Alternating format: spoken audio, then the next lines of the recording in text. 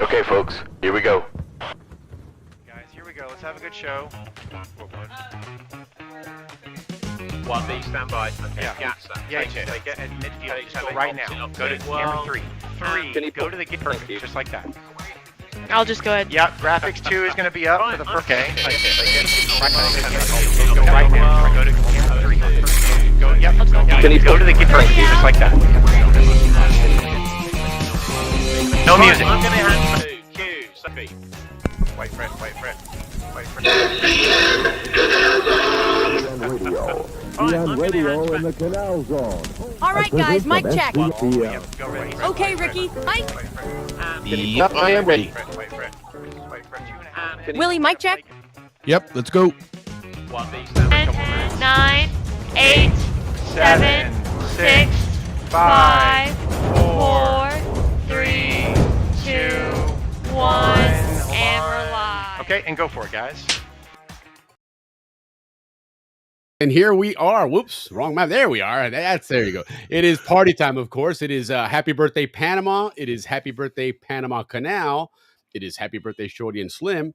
But most importantly, it is Friday night, 8 p.m. Eastern Time, 5 p.m. Pacific Time, 7 p.m. Canal Zone Time. And our friends out on the way out in the Far East at 7 a.m. Indonesia time. It is 9 a.m. Japan time. So anyway, it's happy out at the Balboa Yacht Club, and that's all that really matters. It's Friday night. Ricky, how's it going, man? Happy Friday. It's going great. And I'm so happy you mentioned our viewers. We are starting to get viewers from all over. I've got 2 in Hawaii watching right now as well. And that would be 3 p.m. over there. So everybody, thank you once again for joining us Friday night at as you guys know, Willie and I both born and raised in the Canal Zone.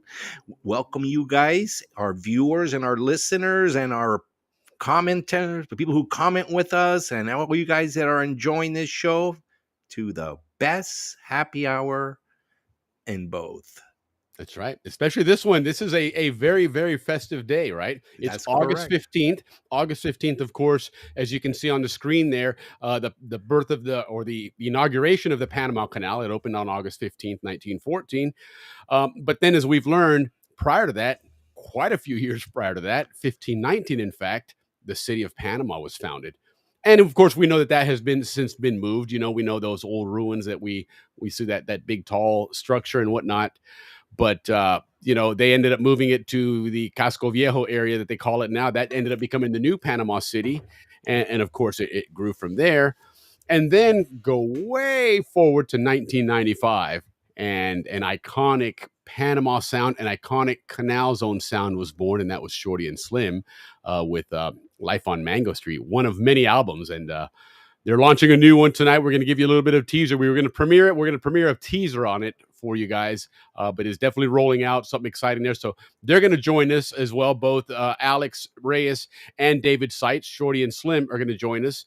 And then again, because it is the birthday of the Panama Canal and something we've grown really fond of here every month is getting a history lesson on the Canal Zone. And so Dave Dahlstrom, who normally is up on the first of the month, is going to join us tonight to do a Kahoot, which we'll be throwing it up there on the screen here in just a bit, the code there. So we'll get you guys signed up for that, but we'll do that later on. We know that if you sign up for the Kahoot now and then you sit idle, it kicks you out anyway. So we'll wait to do that, but that should be a lot of fun.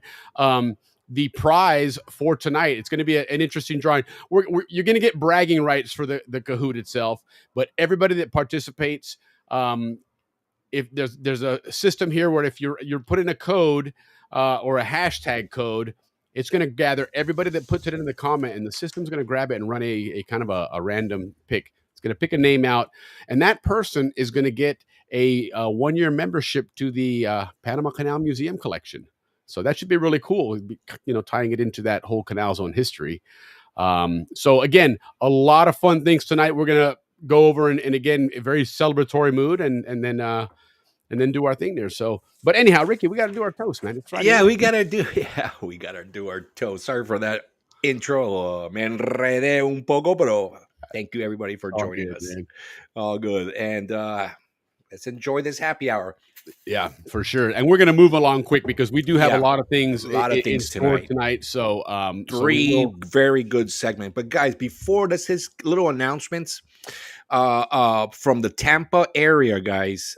There's a Gran Celebración Panameña happening. If you guys want to enjoy Yes. from 1 p.m. to 11 p.m., 10 hours of música panameña, comida panameña in the Tampa area. Right on. And it's happening tomorrow, guys, Yes. at 4501 North Armenia Avenue in Tampa. Now, I'll give you some Panamanian address. Okay, you go down the street, you look for the mango tree. Turn left at the mango tree. In front of the farmacia, two That's houses it, to the right? right. No, By the red car with no wheels. the red car. No, okay, just kidding, guys. But it's truly good Look it up on food. Facebook, guys. It's there. All the information you need. Good food, good music. Yeah. And there is a number which we'll post later, 813-781-3545. And then the Tampa area. And in PTY tomorrow, everybody in PTY, Leafy, I see that you're, and we'll get to comments here in a second. Leaf, I see you're still in Panama, but tomorrow, Jason Gratides from Albrook let us know that the Cologne Food Festival is happening at Figali Center. Now, Cologne Food Willie is the new and latest bomb. Like the one restaurant that won the super high award that we've talked about on this show, like top 100 or something like The that. pizza place. No. That was for pizza. This was for not Michelin, but the other big. Oh, that's right. Yes, you did mention that before. Correct.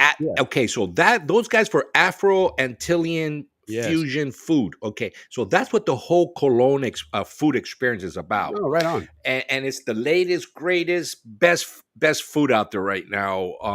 And last week we did have a quick video on it, but at the Figali Center, which is on the way to the Causeway, stop by. $1 to get in.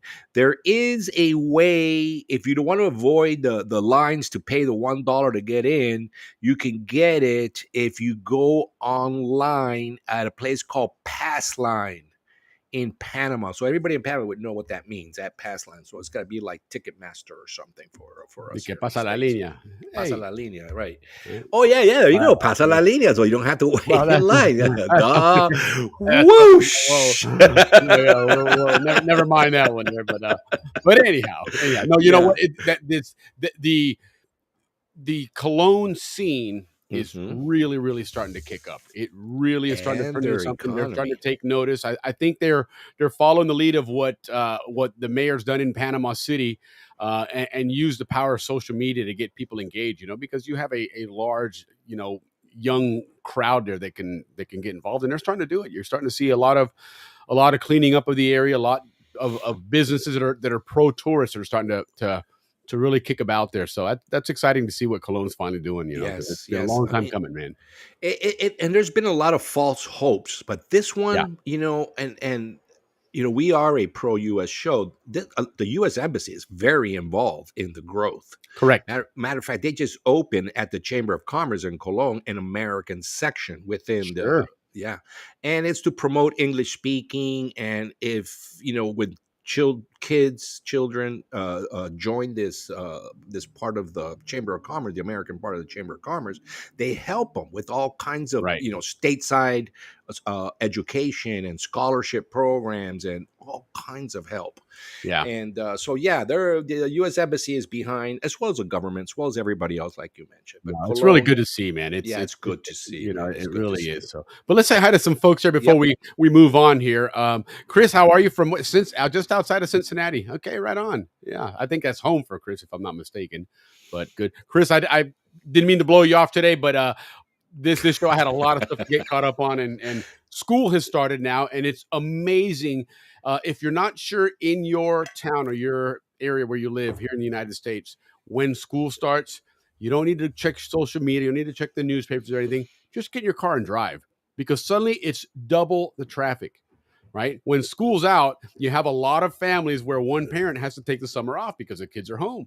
So you have less people on the road. But I mean, literally the day after school starts, traffic just doubles, man. And And that was it today, man. It was, I'll be home in 20 minutes. Yeah, right.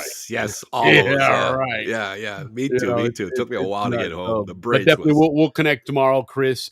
Chris and I have a lot to chat about. We're having a lot of fun with this our with this exit sponsor. coin. With our Yes, with our sponsor, sponsor, Bucyrus Bucyrus Club. Club. Right on, We'll Bucyrus. talk Yeah, about that really here happy. later. But yeah, we're man, that thing is rocking and rolling, man. It's already cleared $2. So anyhow, exciting stuff going on there. Chris, good to see you. Talk to you in a bit. Leaf, whopping to you. Happy birthday. Yes, happy birthday, Shorty and Slim.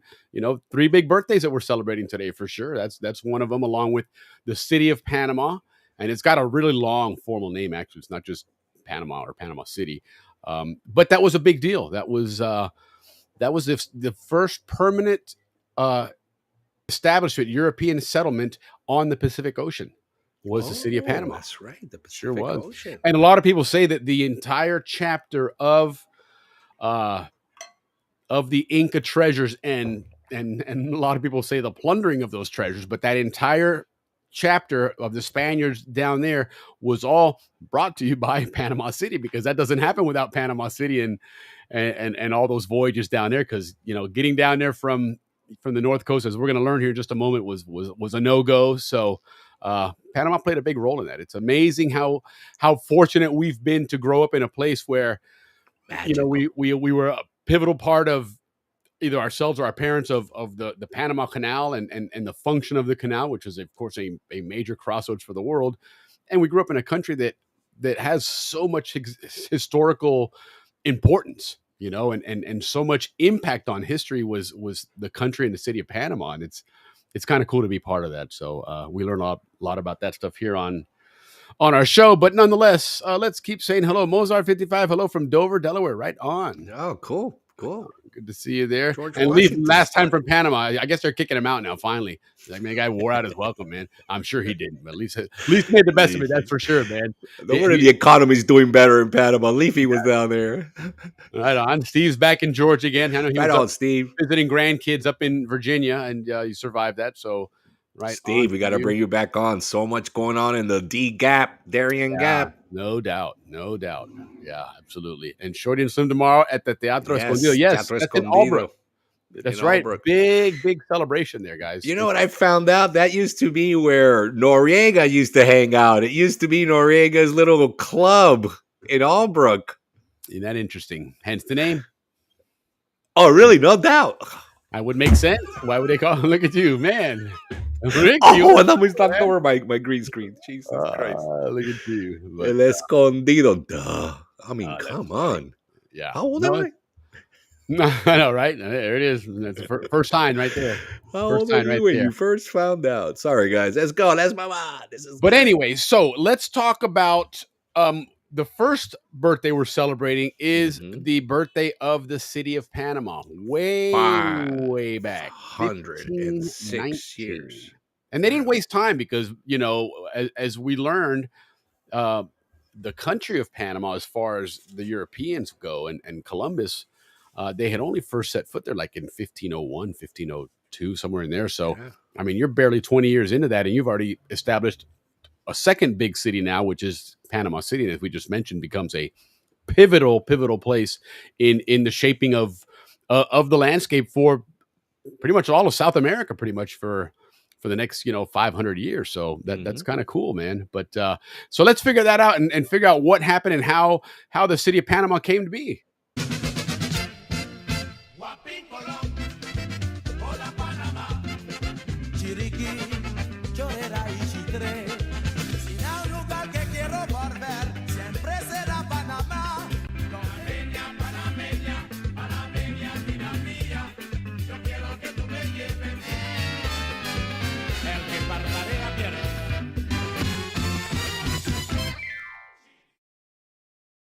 You go. So again, happy birthday to the city of Panama. And so let's figure a couple of things out here. We're going to use our trusty map here and move around and go through a couple of historical places and see how this kind of came to be and a little bit of stories behind that. So here we are then.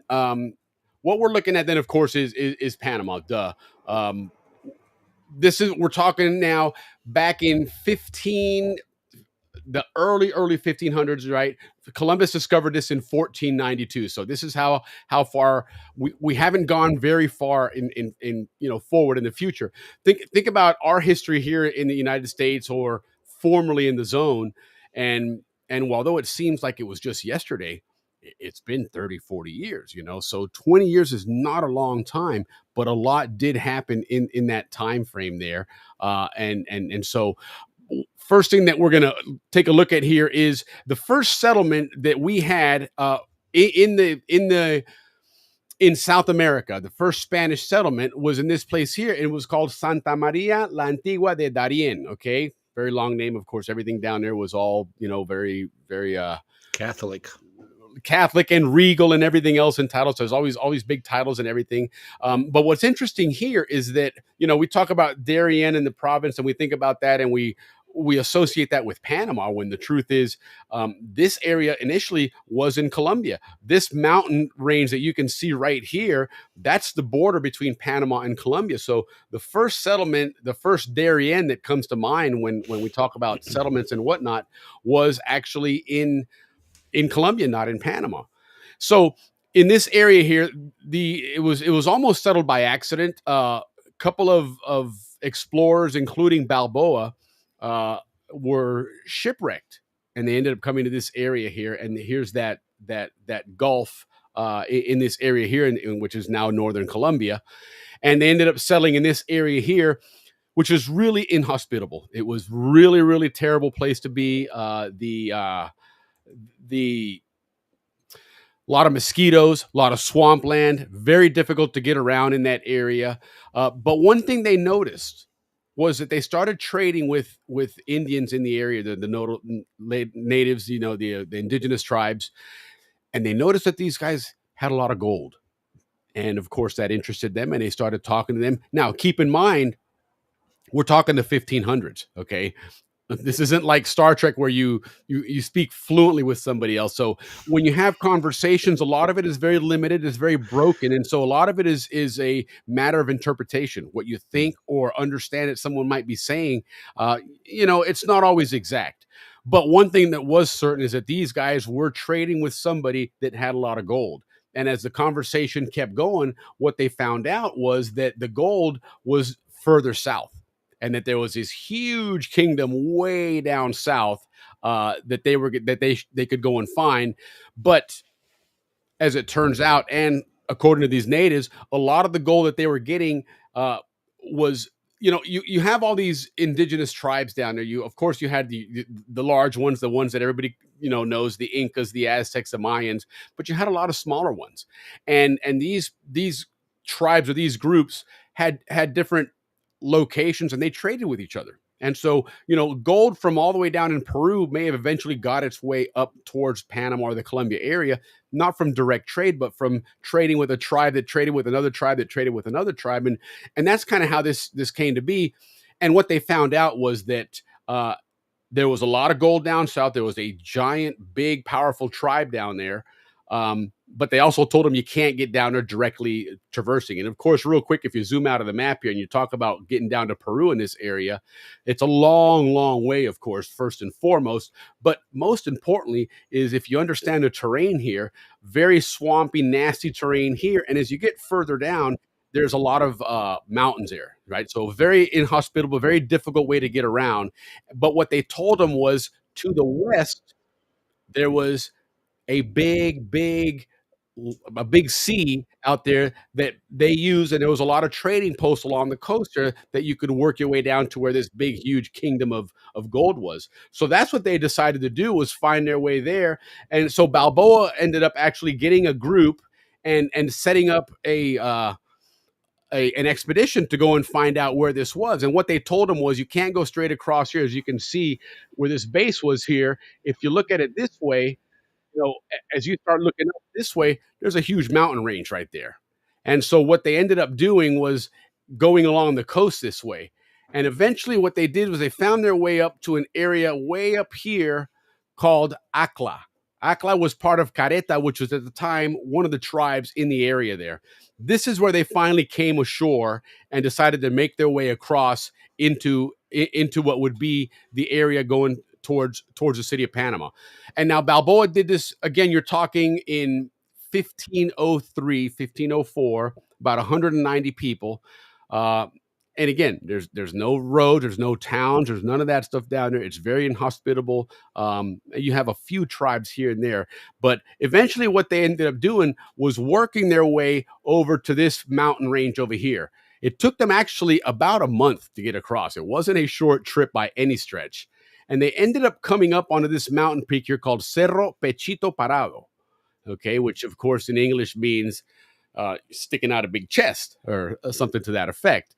But this is where they came over, and this is the area where, according to the history books and everything, this is where Balboa saw way in the distance there now the Pacific Ocean.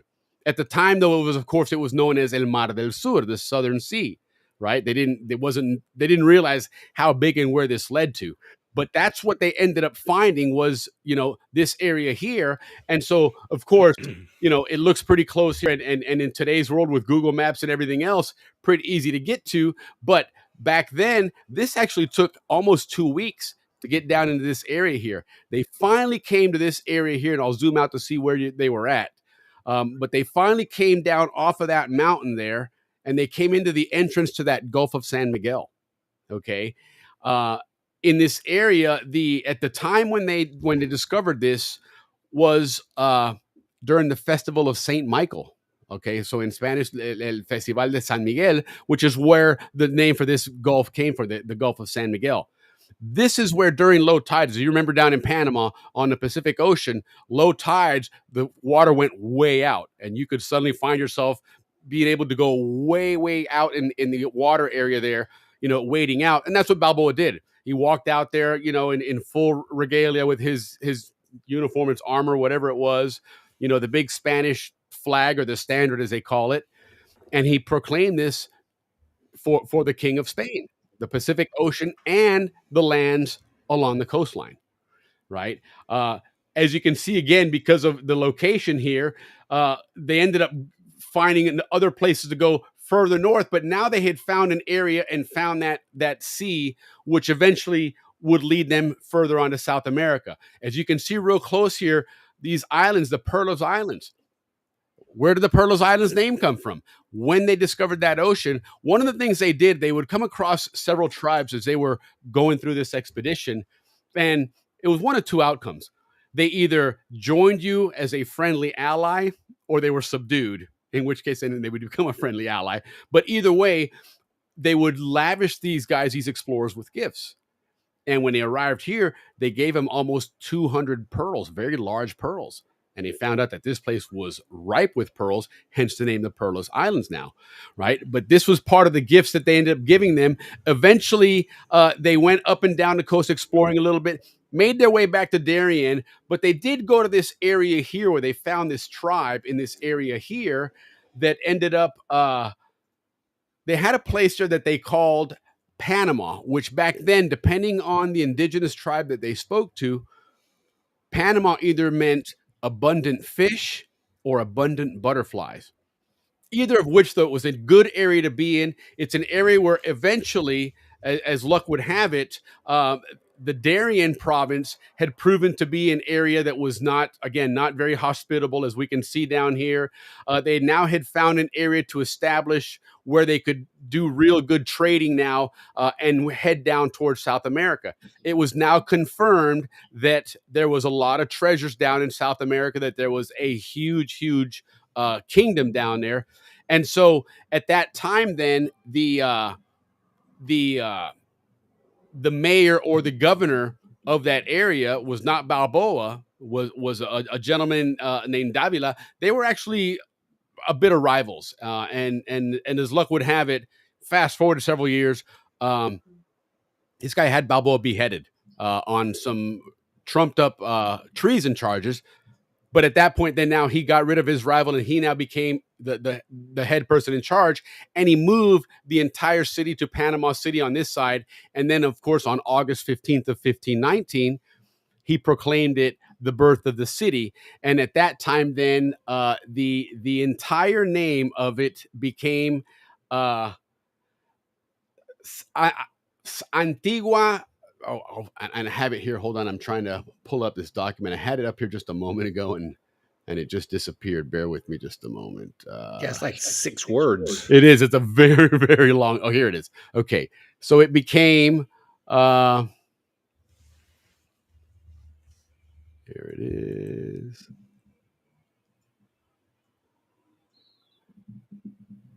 Where is it? It's on here somewhere. Oh, Nuestra Señora de la Asunción de Panamá. Because it happened to be August 15th. It was also the I should know this. My mom would kill me if she was listening. She's listening from up there, but the festival of the Lady of Assumption, and so therefore they named the city Our Lady of Assumption of Panama was the name of Panama City. So, nonetheless, so then on February 15th, or on August 15th of 1519, then the city of Panama was now an official city. It was the founding of it. It became a huge, huge trading post.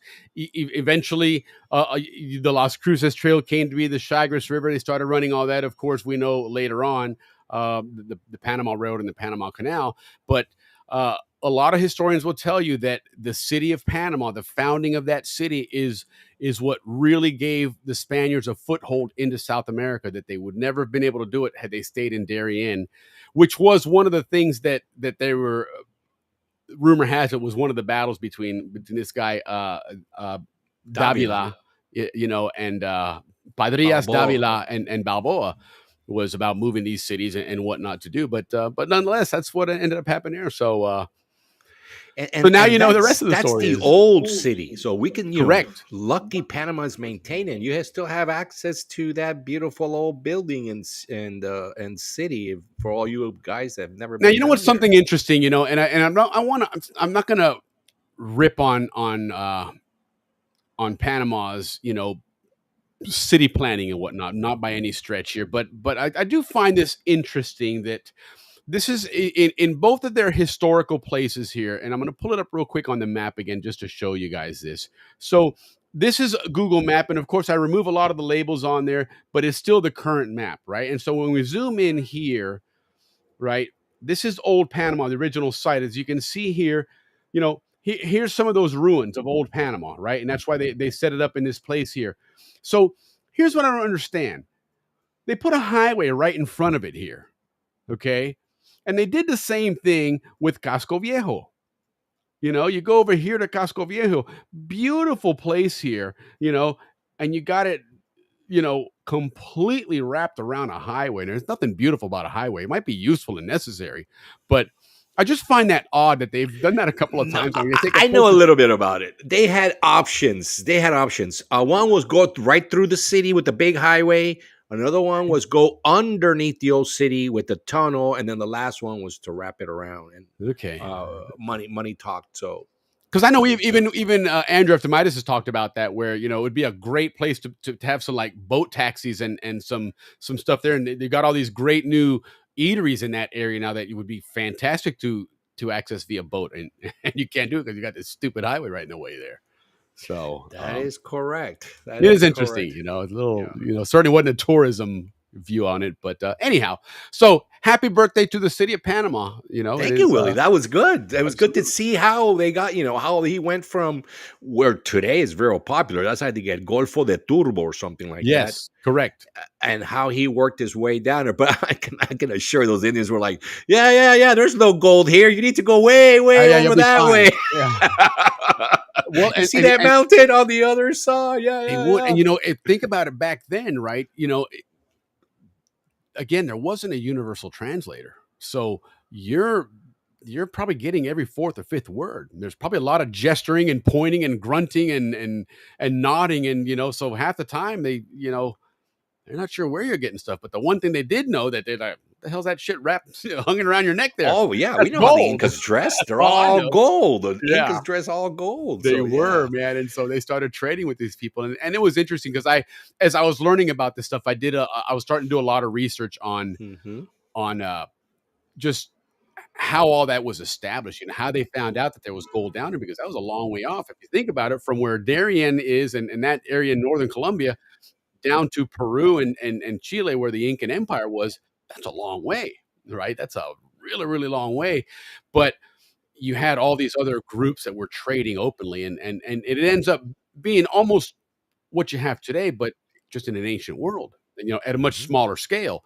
But it's just different countries trading, and so sometimes those goods land in one place, and then they got 4 or 5, and then they give some of this other one up a little further north, and Yep. pretty soon those people up there running around with gold are like, no, dude, it's way down there, man. They got a ton of Yeah. gold down there. So, Willie, Panama then was the first European settlement on the Pacific Ocean.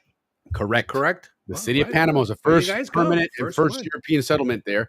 Darien was the first settlement on the Atlantic side, Atlantic. but it wasn't the Correct. first permanent because it obviously once they moved out of that place, just I mean, it was gone in no time.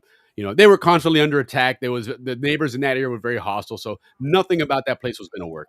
It was just a matter of time, and so it was an Yeah, easy. those probably the same Indians told Henry Morgan, yeah. You want to go over Yeah, there? That's trust me, I'll tell you where these that's where guys the are, boys are. man. That's where the money is. Yeah, I'll tell you where that trail is, man. So, Because that's how Henry Morgan got over there. yeah, yeah, absolutely, absolutely. Yeah. Right Hey, on, Willie. That Larry, was good. That was awesome. Appreciate that's that, cool. Willie. Yeah, let's say hi to some other people though. Larry's on here, up from Yeah, Rhode Larry Island. Cicero Good to see you, from Larry. Rhode Island. Right on, Yeah, Larry. guys, don't Yep. forget, Larry's brother Mark. We're working on that Christmas song, and so if you have any pictures or video Oh, or even cool. just memories in the story that somehow can be rolled in or something of Christmas in the Canal Zone, send them to Mark Cicero or send them to myself, and that'll be really cool to throw those in there. So good there. And I'm gonna preempt Willie on this. You want to stay to the end. Willie has a new video at the end of our show. Yes, It's worth waiting for. all the way Willie's to the end. You getting got to watch talented, the by end. the way, with Yeah. his video making. Yeah, that one was a lot of fun. It's funny how that works because I start trying to do something and then just ideas just keep going, and Oh, it's great. It's some worth days waiting for that it. ADHD is great. Other days it's like God, I can't get anything done, man. Because I jump from one thing to another. But when it's working, it's pretty Yeah, fun, man. it's worth it. I saw it before we started the show, and it's an incredible ending. Guys, stick around to the end. Yeah, for sure. Kevin, good to see you. Hopefully, Yes, Kevin will be Kevin down in Varstes. Panama. Which, by the way, I got to get that working on that, man. We got to get down to Panama. I'm gonna wind up not even going down there. I still haven't got my plane ticket. So. Yeah, that was really Steve cool. Dockerman. Yeah, and Steve, I'll tell you, it's fascinating to learn that history. I remember way back in the '80s, there used to be a video game on the Atari computer when the first computers came out, and it was called Seven Cities of Gold. It was a Mhm. really cool game. It was all about exploration in the New World, but it was pretty much just a dark screen, except when you removed your character, and it would, of course, illuminate a certain area there. And of course, you're discovering you don't know really where you are in relation to, are you in South America? Is it the Caribbean? When you suddenly hit some land, did you hit the Caribbean? Did you hit South America? Did you hit North America? And and and and you go a long ways, and you explore things, and you meet people, and it was really cool. And it reminded when I started researching this stuff, it reminded me of that game because I can imagine what these guys are going through, and when they finally, come over some ridge like that, and pull Oh yeah, apart some vines, and all of a sudden, like, Pecho Peludo. What was it? yeah, pecho alto. Pecho Alto. Hey, thanks, Mike. I agree with you. That was a great show. Willie's getting good with the maps and the flying around. We got a lot of stuff about flying around in maps coming up for you guys. All right. Yeah, let's yeah, see what it's we a lot got of here. fun. Yeah, Of there you go, course, man. our very own Mark Cicero. Yes, yep. Beat you to it, Mark, but I knew it was coming. Absolutely. Yeah, so make sure you guys get those pictures in because that's going to make for a really, really a cool Christmas video. It should be a lot of fun. And yes, happy birthday to Panama City to, what is it? What do we call it? 506, I think it is, or is it 516? 507. 507. Wow, Nuestra 507. Señora de la Asunción de Panama. No, in 1519 was when that one was born, man. That city's been around, man. Right on. Heck yeah. Hi, Zonians. Mitch, how much Man. love. Good to see you too, Mike. Mike, I saw Michael at the reunion. That was really cool, man. That was good to see you. It was either this year or last year, but it was definitely good to see him. So, Yes, that's the Zonian way. All that love. That's how we roll, guys. all right. So we are going to move right along here, guys, because again, we got a jam-packed show. There's a lot of birthdays we're celebrating. We have one attendee. It's kind of funny how things work out here. We have one attendee of the duo. The one that wasn't going to attend is actually here, and the one that was going to make it, I'm not sure where he's at. So we're gonna get him up in here in just a second as well. But like I said, it's 15 1519 was Panama City's birthday. 1914 was the Panama Canal's birthday, and then 1995 was the birthday of none other than Shorty and Slim. So we have the one of the halves, the better half of Shorty and Slim here, Mr. David Sides with Shorty. How are you, David? Hey, David, good to have you. Really, truly, we always have Alex. So this is the first time we have David on. Welcome, David. Say, I'm sure everybody's here happy to see you because we do love your band. Great. Good to be here, guys. I'm getting a lot of echo, but I can live with it. So, yeah, it's good to be here. I didn't think I was going to make it because I was supposed to go up to some mountain lake somewhere here on the border of Wyoming and Colorado. But I found some Wi-Fi, and I hooked into it. And don't tell the owners. We're good. That's the Zonian way. That's the Zonian way right there. Yeah, no doubt, man. So you're up in, and what is the name of the place you're at again? The lodge there? It's called Three Forks Ranch. Three Forks Ranch. And I tell you, I went and saw the website. Man, that's beautiful up there. That's unbelievable.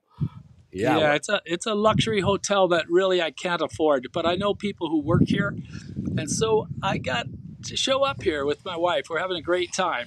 Very, very nice. Yeah, it's beautiful up there. So yeah, you're definitely going to enjoy it. So I appreciate you taking time away from your visit there to visit with us. So we're going to get right started on it, and then of course, better late than not. Alex, he's in the green room there, but he just jumped out of it. So we'll catch up with him in just a moment here, but.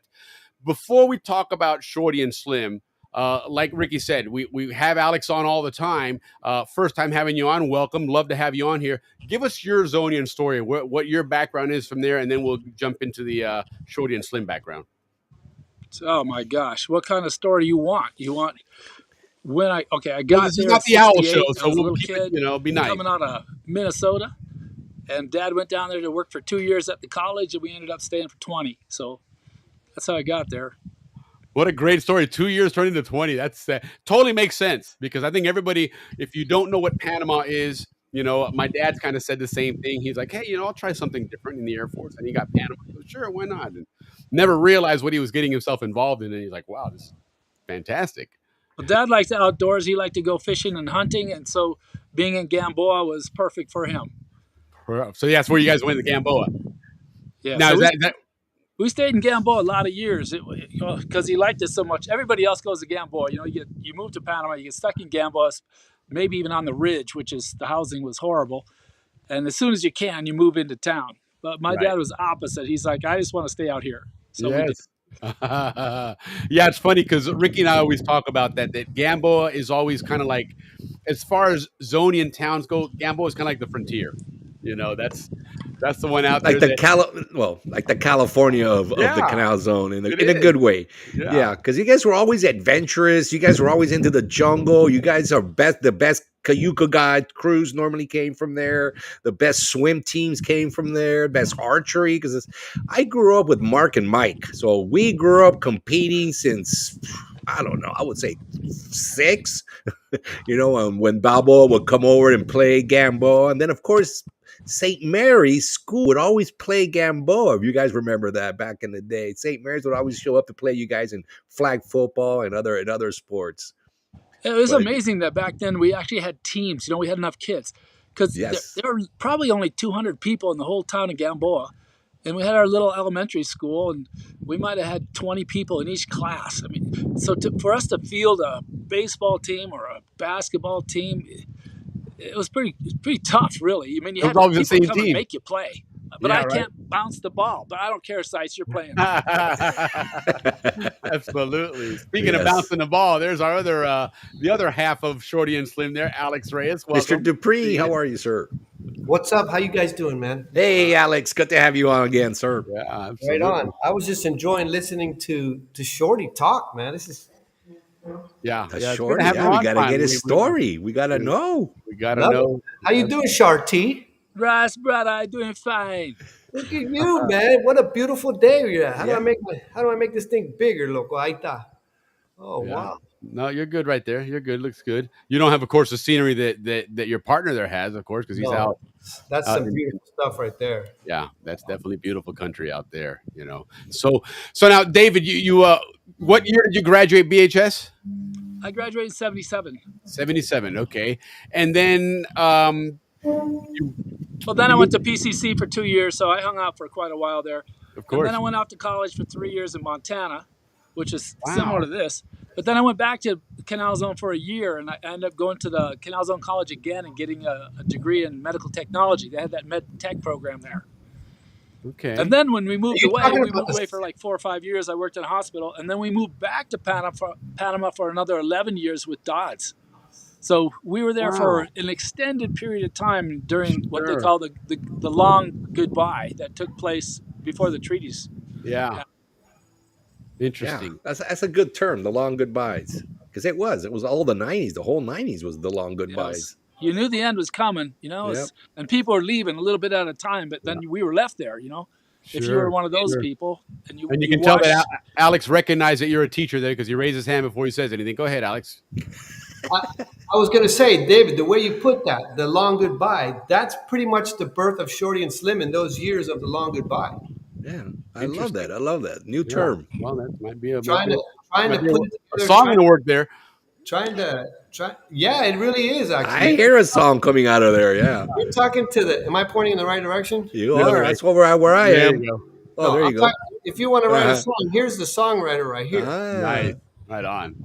And talk about long goodbyes. We were like one album after another during that time period where we were trying to like let's keep it, but what's gonna happen? But maybe we could sing a song and let's record it and hurry, you know.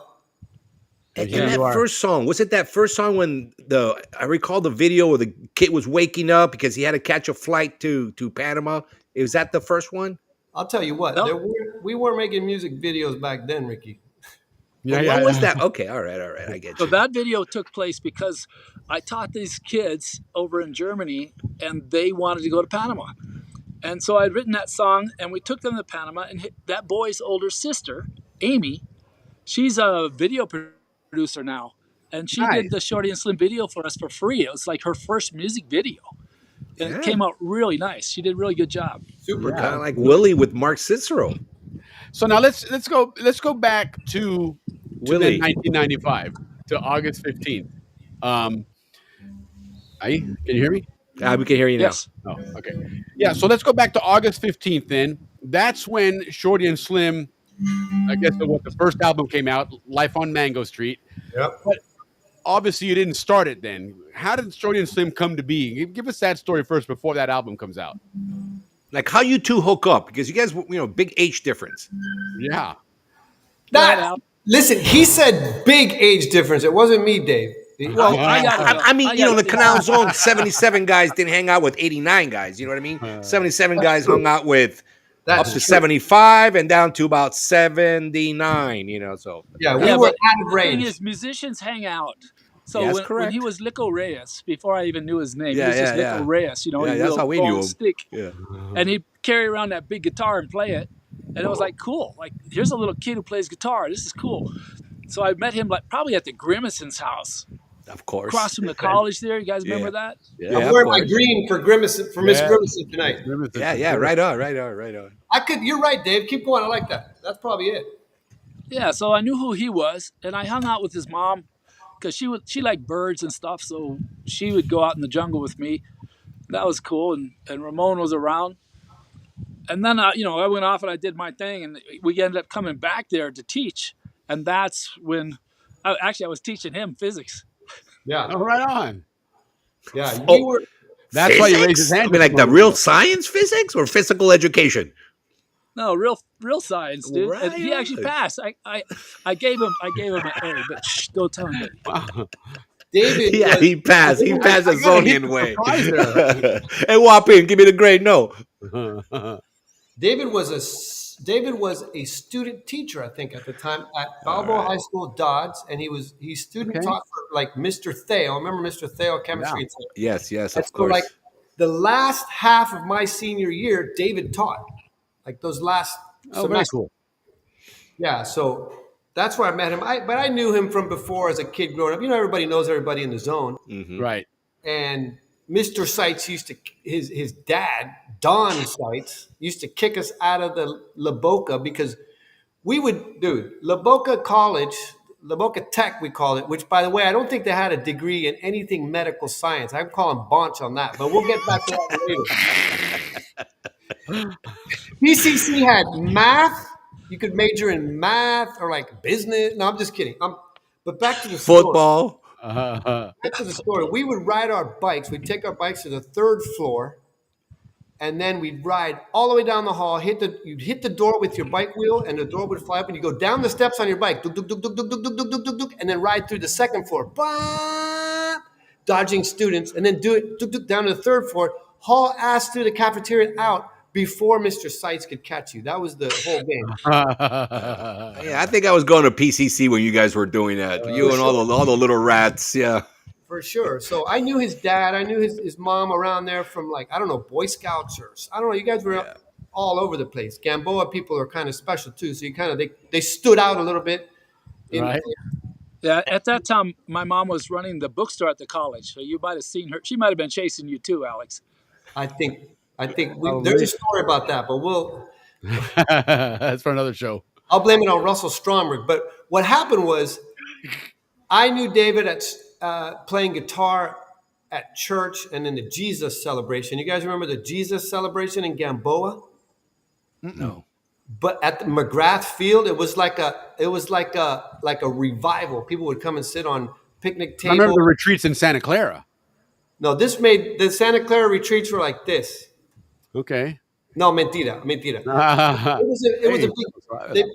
They would back a trailer up and build a stage, and then bands would go up there. There were speakers. I think I can't remember any famous Christian speakers would come, but Billy Graham came. Right on.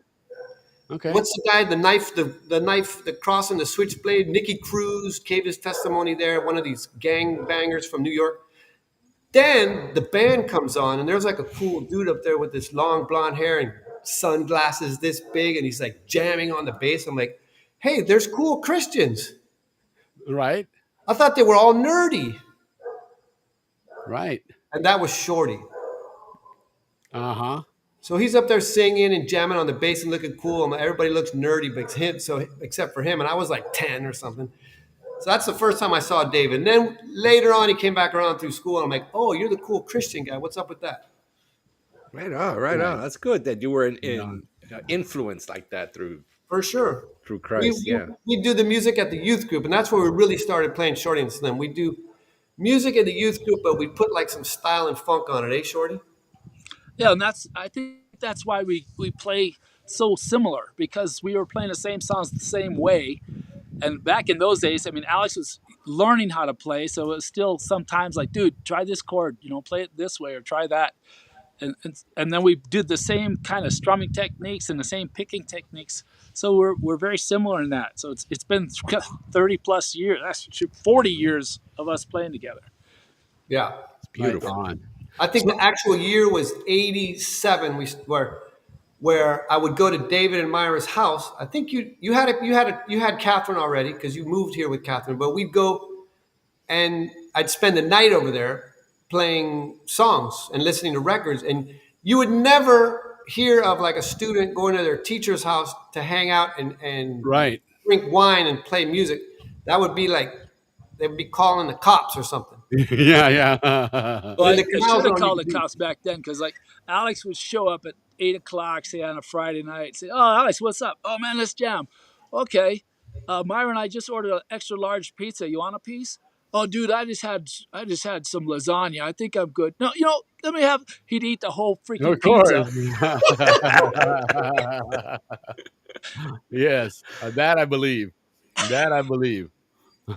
We would play Cat Stevens. We play the Eagles. We sat one night and learned the whole Eagles Hotel California lead at the end. Oh yeah, okay.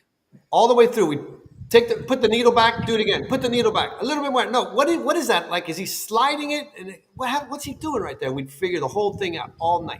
That was back in the day when you put the needle on and you touch the record with your thumb, and that would slow it down. No, it would change the pitch. Look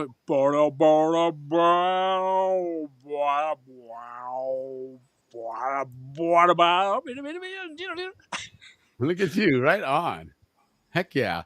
So now, so at what point are you You guys go. saying, "Hey, let's Oh, okay. get So some then music, we man"? decided we are gonna play some songs, and he won this. Tell him about you won some contest at college.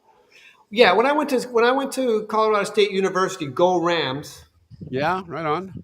Um, they had a talent show at each dorm, and Yeah. I was already working on Life on Mango Street. I was super homesick, so I wrote Life on Mango Street in my cold dorm room in the winter, and I played this song for the people, and they loved it. It was super. And somehow I won because I was just me and my guitar. Everybody else was doing more complicated things. I just got up there with my guitar. I'm like, "Hi, I'm from Panama." Well, and I got all the.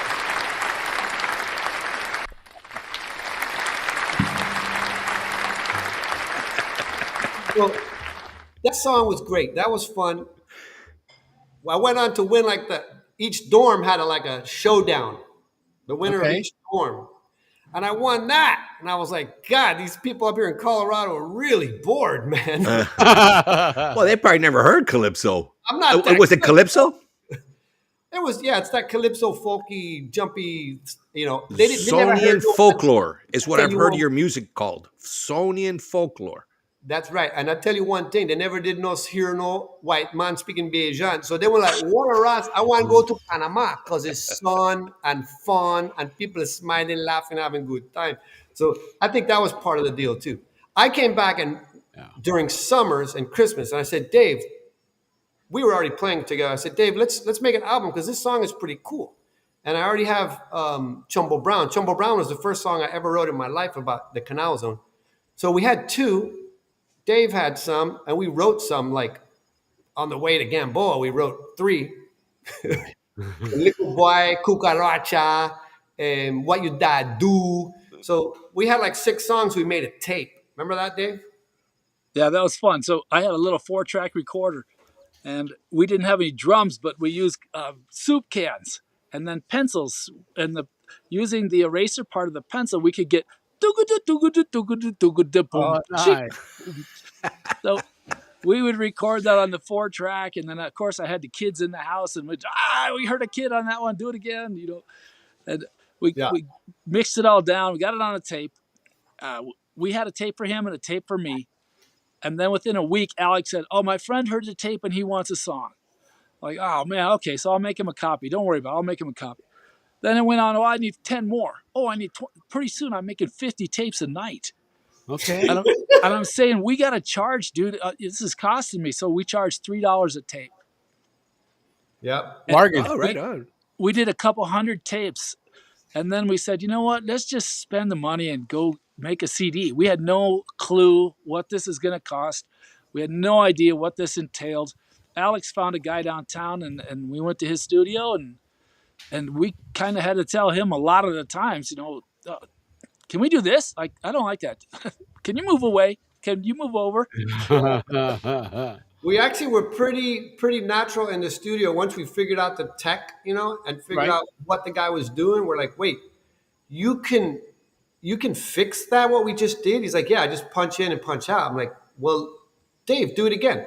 And we experimented. That there was no YouTube. You didn't Sure. nobody actually Trial by error. knows what to do, and that's why our first album sounds the way it does. Plus, we didn't have a drummer. We were using canned drums. And With pencils. Wow. well, some of that too. Wow. One of the songs, Mango Tree Mechanic, I think might be on the second album. Yeah. We used a ratchet, actual ratchet. Yeah, nice. Look at you. And then we used, we had an anvil. I brought a piece of railroad iron and a big metal sledgehammer. And so when it goes underneath, we're pounding on these things. That was a lot of fun. That was fun. We were experimenting. We didn't know. We were just experimenting. So how many songs were on that first album then? I think there's 16 songs. We threw a bunch of jokes. Like every 2 songs, we did a joke. Okay.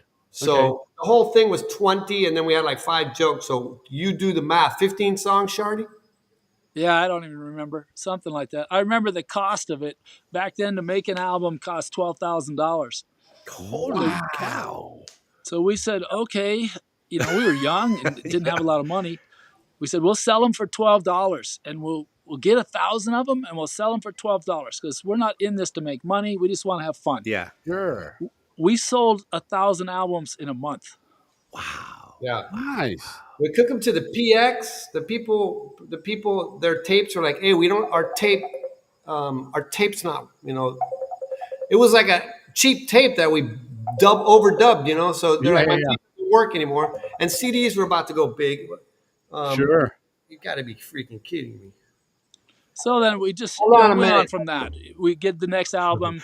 Well, and the Lino. price of the albums kept going up, and then over time we'd make the money back, and then we do another album. And an album today probably costs $30,000. It's not a cheap thing to get into. That's incredible. A Shorty and Slim album, if like a Shakira album might cost 300 grand, 500. Yeah, of course we're cutting corners as far as we can. Like I might be playing bass on one song, or of course Roland will play for free sometimes. I mean, sometimes we pay the musicians, and then we hire guys that don't cost much, or I'll do all the guitar work, or Alex will do all the guitar work.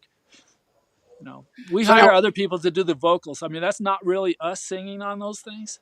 A la Milli Vanilli. No, that's not true. You guys were AI before AI came around, right? Yeah, Word, we'll believe that. That's fantastic.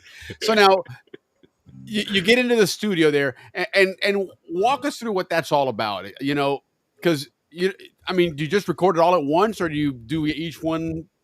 Well, before we even get there, I pretty much come up with the entire musical arrangement.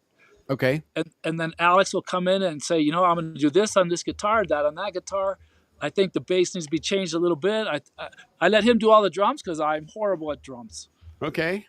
And so before we get there, we have an idea of what we want. Nice. And then we lay that all out. And you hope you get it right because you don't want to have to go back and do that again. Sure. Yeah, sure. It's a cost money. In the studio. Yeah. And you start off with the drums, usually drums and bass together, and then you get that solid background down. Right. And then you start adding things to that. Frank Pineda's on the house. Right on, Frankie. Sorry, we'll interrupt for Frank Pineda. Anytime. Yeah. Hey, Frankie. I see people talking on the side there. I'm like, yeah, boom, there's Steve Trotterman. He's a big supporter of Canal's Own Reunion now. Yes, he is. And, the first thing we do is we do a demo, and Dave's great at making demos. It has the tempo, it has the length, it has all the arrangement. Okay. And once we have the demo, we pass that out to the band so they can start hearing it and getting to know it. And they're doing their part. Then I'll go to the studio and I will sing to a tempo and put a guitar down to a tempo. And they're just guide tracks. All they are is rough. It doesn't matter if they're at it, they don't have to be perfect. It's just a guide to the timing. Sure. Once we have that, then Omar can sit and play drums to the song. Okay. Even though it's not the full song with the whole band, it's me and my voice, so he can follow it. And he has to pretend that the bass is there, but he knows it sounds sure. Like it. We've already heard it, we've already gigged it, so the song we kind of know it. Right. And then, like Dave says, you lay down that drums. You lay down the bass right after that. Bass and drums go together because they're both rhythmical. Actually, on this new album, we did something cool. Our producer said, I'm going to record drums and bass together. And that is magical because when a drummer and a bass player are tight, it really makes the whole song another level. Instead of when everybody's playing their own track separately, you don't get the human touch and the energy between band members. You don't get that. But with this, we did. And I thought, man, that's the way to go. But we obviously 8 albums later, we learned that, right, Shorty? Of course. 8 or 9, yeah. How many? A lot of fun learning, though. One of our albums is a Christmas album. I just heard you guys talking. You and Mark Cicero are going to make a song and a video. You can make another video. Grab one of our Christmas songs that we did. I don't know. It's been like 3 years that we put that out, but it was bad timing. We put it out on the 20th of December. Yeah, we'll sell a bunch by Christmas. Timing is a little off on that one. It was COVID. It was the 20th of December, which is like 3 days before Christmas, 5 days. We missed that rush. Okay, yeah. but it's actually one of my favorite albums to listen to because It's so different. it's very different. It's very different. What's the name of that? What's the name of that album? Dude, I don't know, man. What's the name of that I don't know. album? It's like Merry Christmas or Oh, it's just called Merry Christmas. All right, all right. I called Well, Merry- you know, if it's your favorite, we want to be a part of it here. It's on Spotify. I think it's called Shorty and Slim Merry Christmas or Merry Sassmas, something like that. So now you said it was different. What's different about it? it's not the typical themes. Like for us, like I write a lot of songs. I might have 150 songs that I share with my brothers because Okay. they're just songs like you'd find on the radio. But with Shorty and Slim songs, there has to be some kind of tie to the Canal Zone or Panama or something tell a that takes story. you back as a kid. I mean, it doesn't have to say Panama, but it might say Mango Mode, and then Yeah. all of a sudden you're back in Gamboa climbing a tree with the vinegar in one hand and your salt shaker in the other, trying to find that perfect mango. Perfect green mango. Oh, there we go. Is it green ones or is it a ripe one or what? How ripe? Yeah, yeah. Stringy mango, not stringy. It's hard to get a Christmas song and a Zonian tradition vibe. You know, Yeah. we did Tumba Mono Coming, which is one of our songs from our first album, like Tumba Mono Viene, like the rain's coming. We put Christmas time is coming. So we changed all the lyrics. That was fun. We did a mosquito song, like you never see a mosquito at the Cardenas Christmas tree burn. There's no mosquitoes at the Cardenas Christmas tree burn because as soon as the fire goes off, they all just pop and the mosquitoes can't take the heat. Right. So we did a song like that. So that was cool. But then there's some other traditional ones. We have a Silent Night version, which doesn't sound like Short and Slim at all, and I can't even remember the first chord, man. It's like a major 7. I'm trying to figure it out, but keep talking amongst yourselves. I'll get it. Yeah, talk amongst yourself. Well, no, actually, while you're mentioning that, or while you're doing that, you came out with a new song. You're working on a new song, so we've got a snippet of it. Not the full thing yet. Is that correct? Say is that what? The video you sent me? Is that the song on somebody on the water surfing? Oh, that is a song on our new EP that's coming out that came out today. Yeah. Okay. So I just want to make sure before I share it if it's What's up, Steve? Yeah, know. play it. Yeah, for sure. Play that. okay. It's just a piece of it here, guys, but they have a brand new EP out. So let's where are we at here? There it is. Oh, here we go. There you go, guys. And where is it? No, I don't want to do that. Hold on. While he's doing that, Yeah, Alex. Oh, here we go. I'm trying to find the first chord to that Silent Night song. Can you hear that? Yes. It sounds freaking crazy. That's it right there, but all right. Well, here's that tune while you're doing that. there you go. I see your eyes. It must be the ice or the lime in the rum that I'm drinking tonight. Salt in the air calls my mind as it blows from the bay. Like a flash of lightning, I'm gone. You take me away. And I'm gone. Yes, I'm gone. All right. There you go. That's it, man.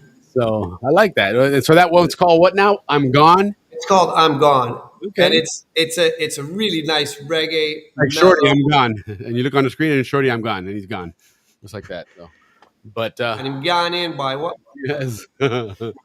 So you have a new album out. How many songs on it?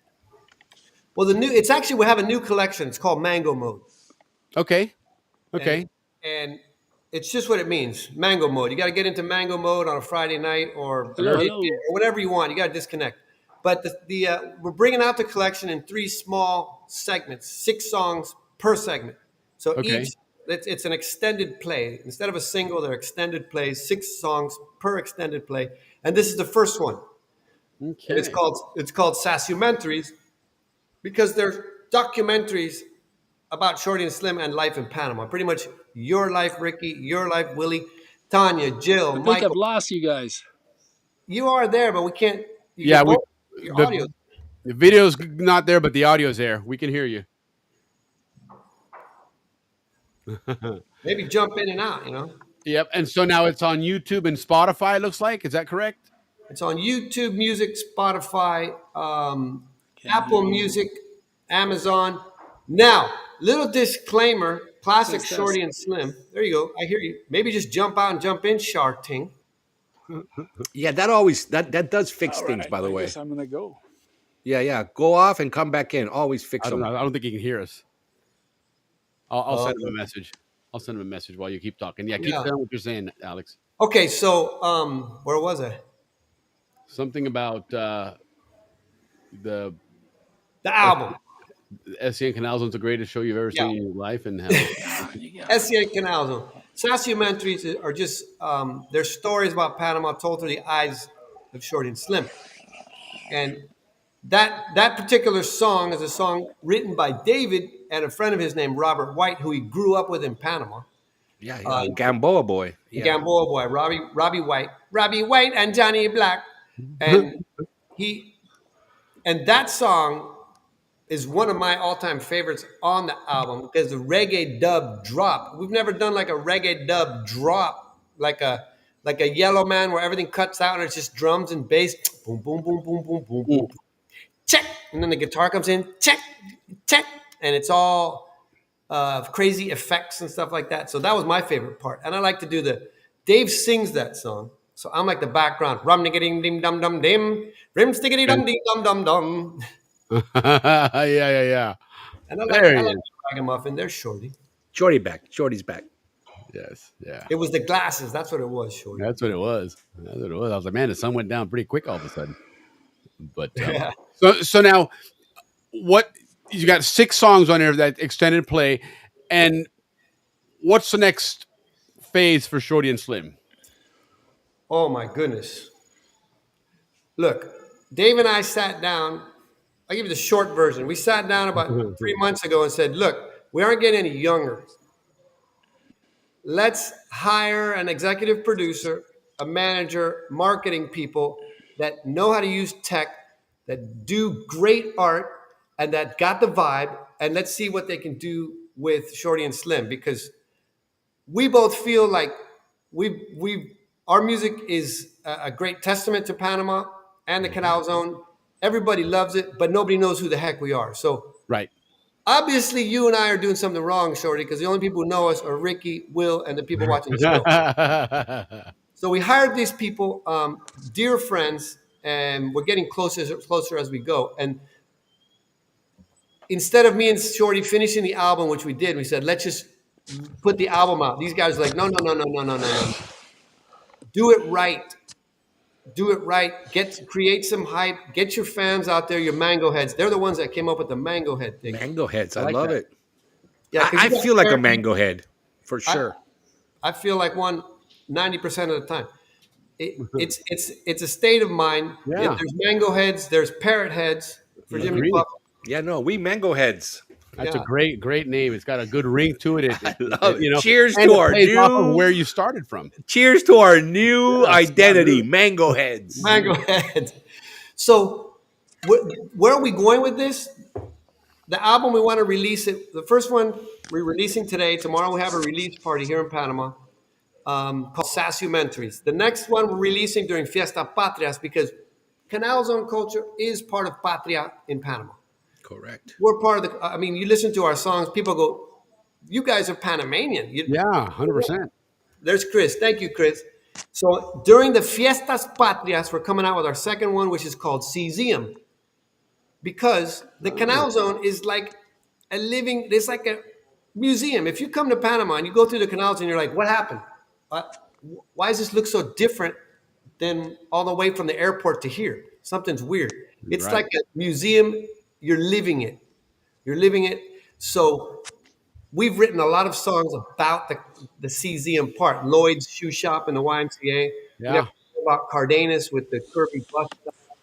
We got We have a song about Panama City, which Panama City itself, which is its birthday today, August. Well, when we're wrapping up with you, we're going to play that song, and that'll be our transition over to Dave. I've got that queued up. Love that Bumble song. Clot. So all of that is part of our Canal Zone Museum, or our CZM. So our second EP is going to come out in November. Whoa, you got to get your mic. Watch your mic, Shorty. Don't be like in the crapper, man. Or You can pull my finger. and then Go aheads. And today's the first anniversary, not even anniversary, but the beginning of what we all going to be known as Mango Heads.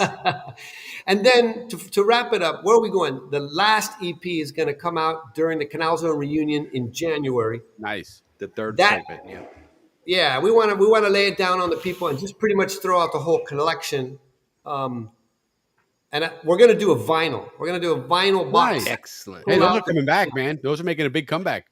They are, and they're very beautiful. And the guy doing the artwork, I'll get to him in a minute. But the last album, the last EP is called National Geographic.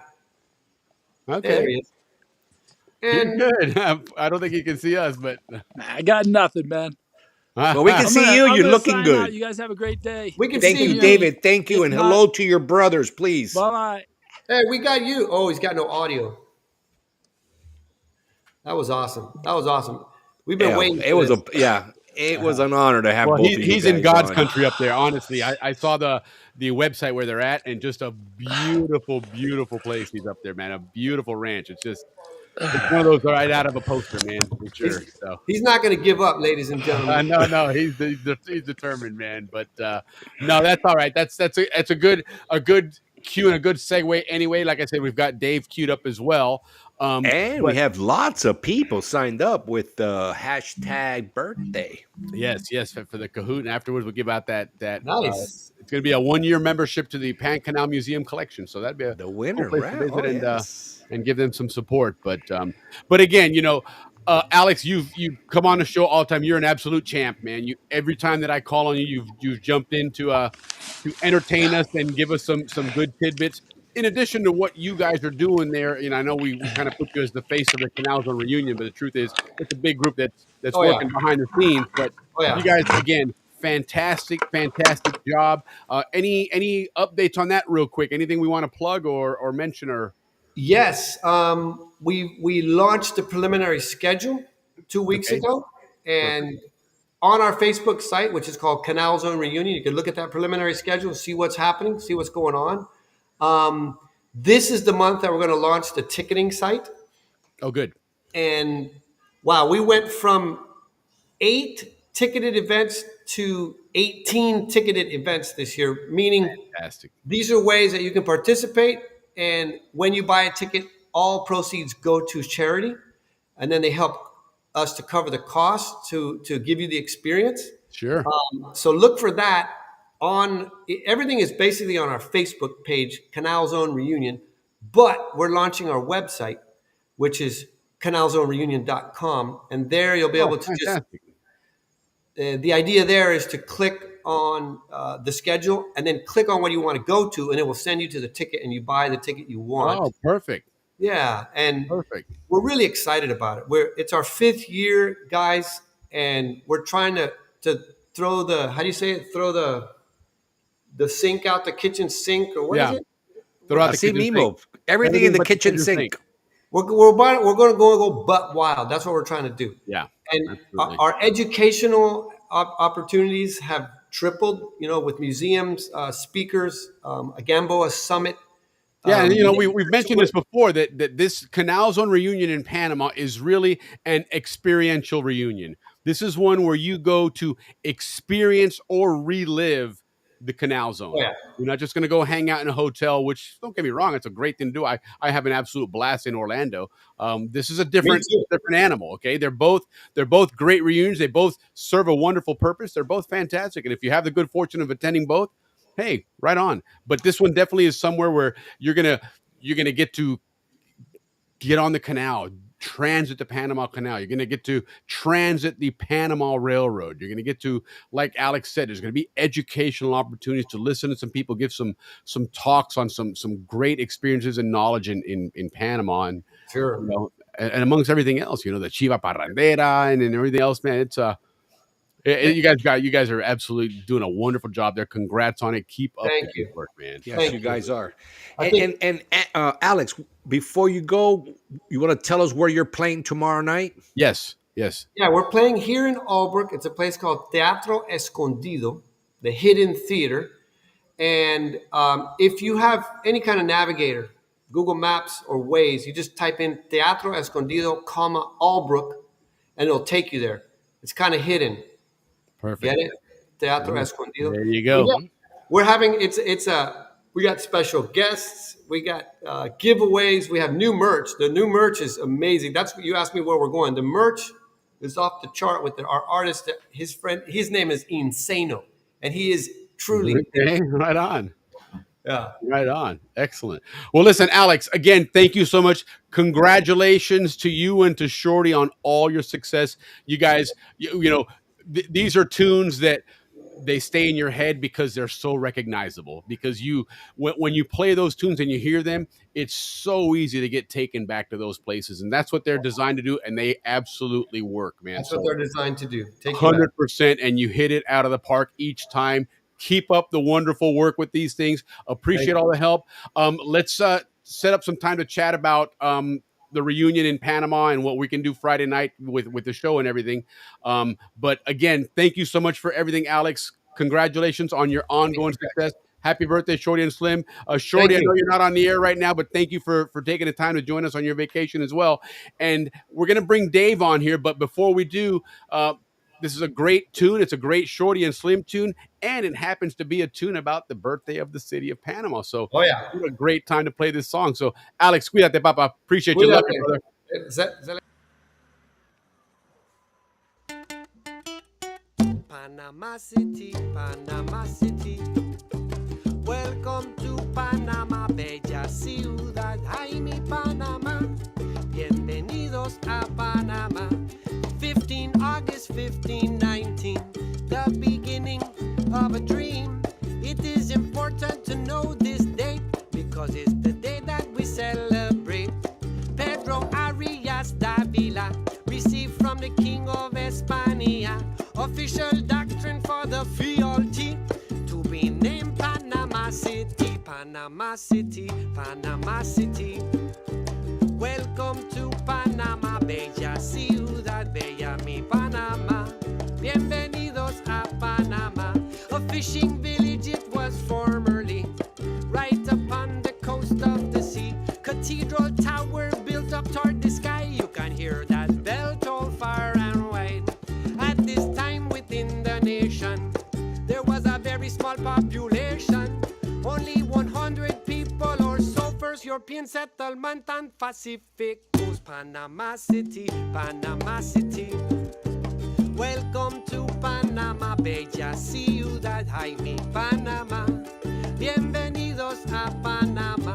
The Camino Real it paved the way, and in this isthmus it had to stay all the way to Nombre de Dios. If you go now, you can hear them go. Whoa. Riches came up out of Peru. Many ship and the pirates knew all the pearls, silver and gold. Panama City was Pacific stronghold. Then they crossed Panama by mule. Tropical diseases was very cruel. Finally arrived to Atlantic coast, departing for Spain from Nombre de Dios. Panama City, Panama City. Welcome to Panama, bella ciudad, ay mi Panama. Bienvenidos a Panama. 15 August 1519, the beginning of a dream. It is important you know this date because it's the day that we celebrate. 15 August 1519, the beginning of a dream. It is important to know this date because it's the day that we celebrate. Panama City, Panama City. Welcome to Panama, bella ciudad, bella mi Panama.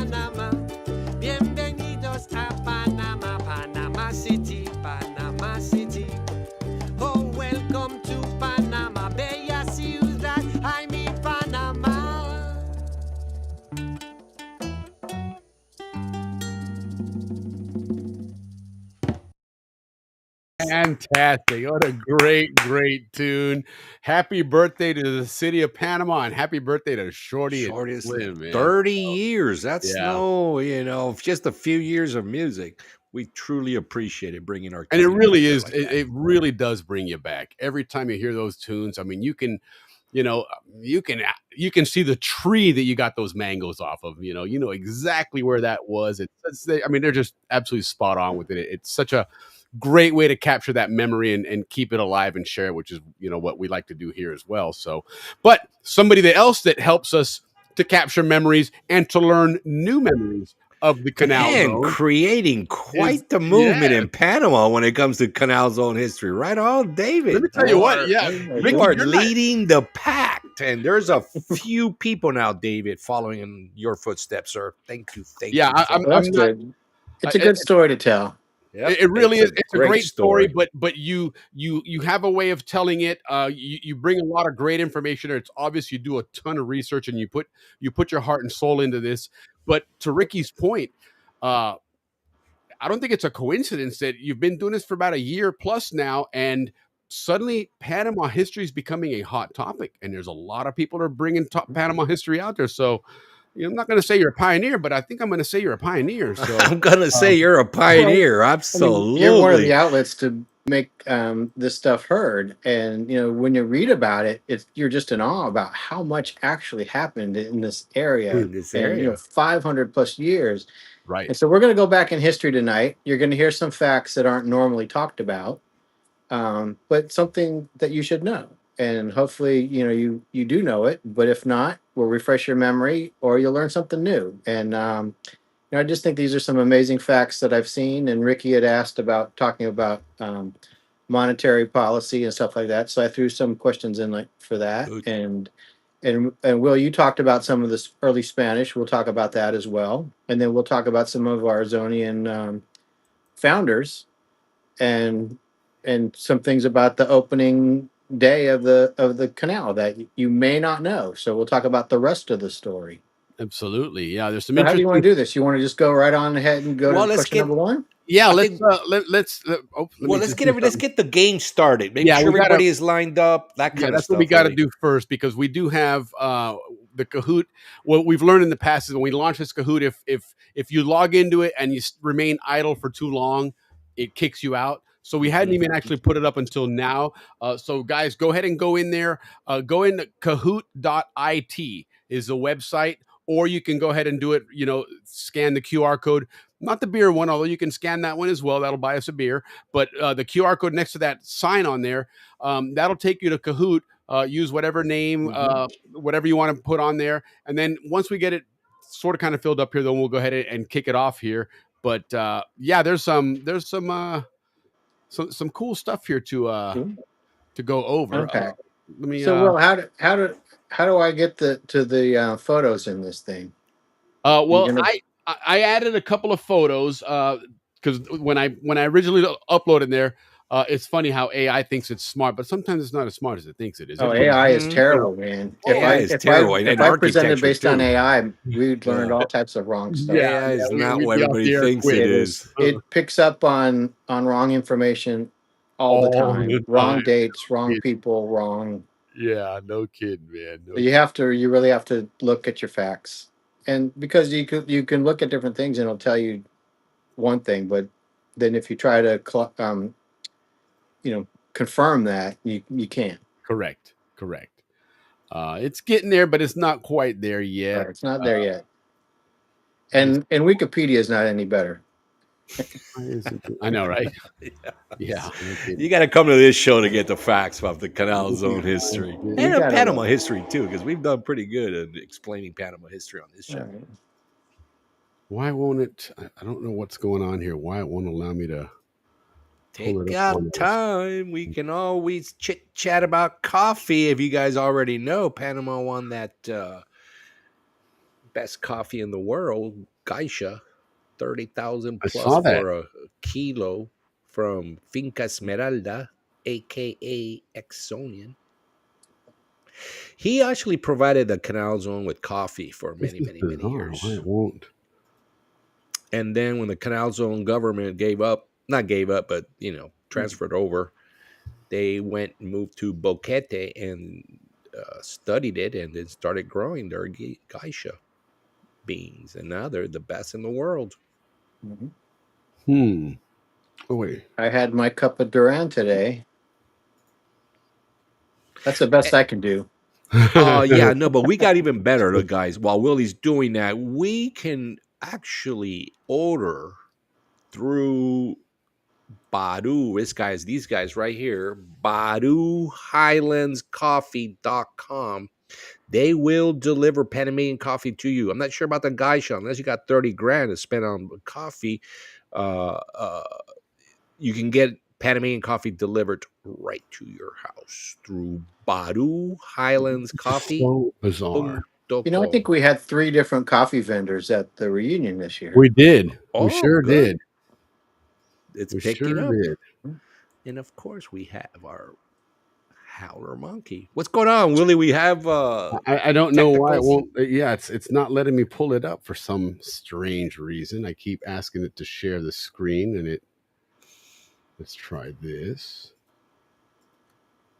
Well, our Kahoot, guys, is those that don't know, is a game of multiple choice. We have our historian on tonight because it's going to be a more difficult questions than you guys are used to. Oh wait. And it's going to be There we go. fun. Again, the price will be a 1-year membership to the what is it to Willie? The Panama Canal Museum Collection. Museum Collection at University of Florida. All right, here we are. We got 2 people signed up. We need more of you guys. Yeah, go ahead and hit that. Remember, it's Kahoot.it. Go to that website on your phone. It's easier on your phone, and then just put in that game pin 58146. That's all you have to do. It'll ask you to put in a name, whatever name you want to use on there, and then you'll answer the questions as we put them on the screen. Let me look at something here real quick. I want to make sure that while we're doing that, let's. Hold on, not that one. There we go. Yeah, let's get a few more people on there. A few more. We'll let our sponsor roll a ticket.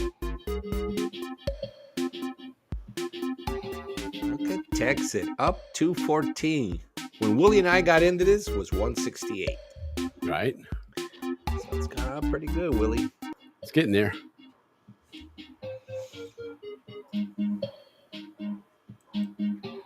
And we're quite lucky with the sponsors in this show. This is what keeps this show going, by the way, guys. It's your beers you buy us, the sponsors that we have allowed us to do some pretty cool stuff, like my All right, you got another one on there.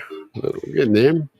And I will be getting a new microphone, and I'll be getting a new camera. So we're updating over here. Thank you so much, sponsors. We truly appreciate it, man. Everybody that participates in this show. Absolutely. It's been so, Dave. Go ahead. Well, no, I was gonna say while we're waiting, Dave, what's in store for the beginning of the month? What have you got in store for the September history? Well, lesson? we didn't quite finish up the schools. That's right. So I'm gonna do that, and then it looks like I might have to do some stuff that we don't get to tonight.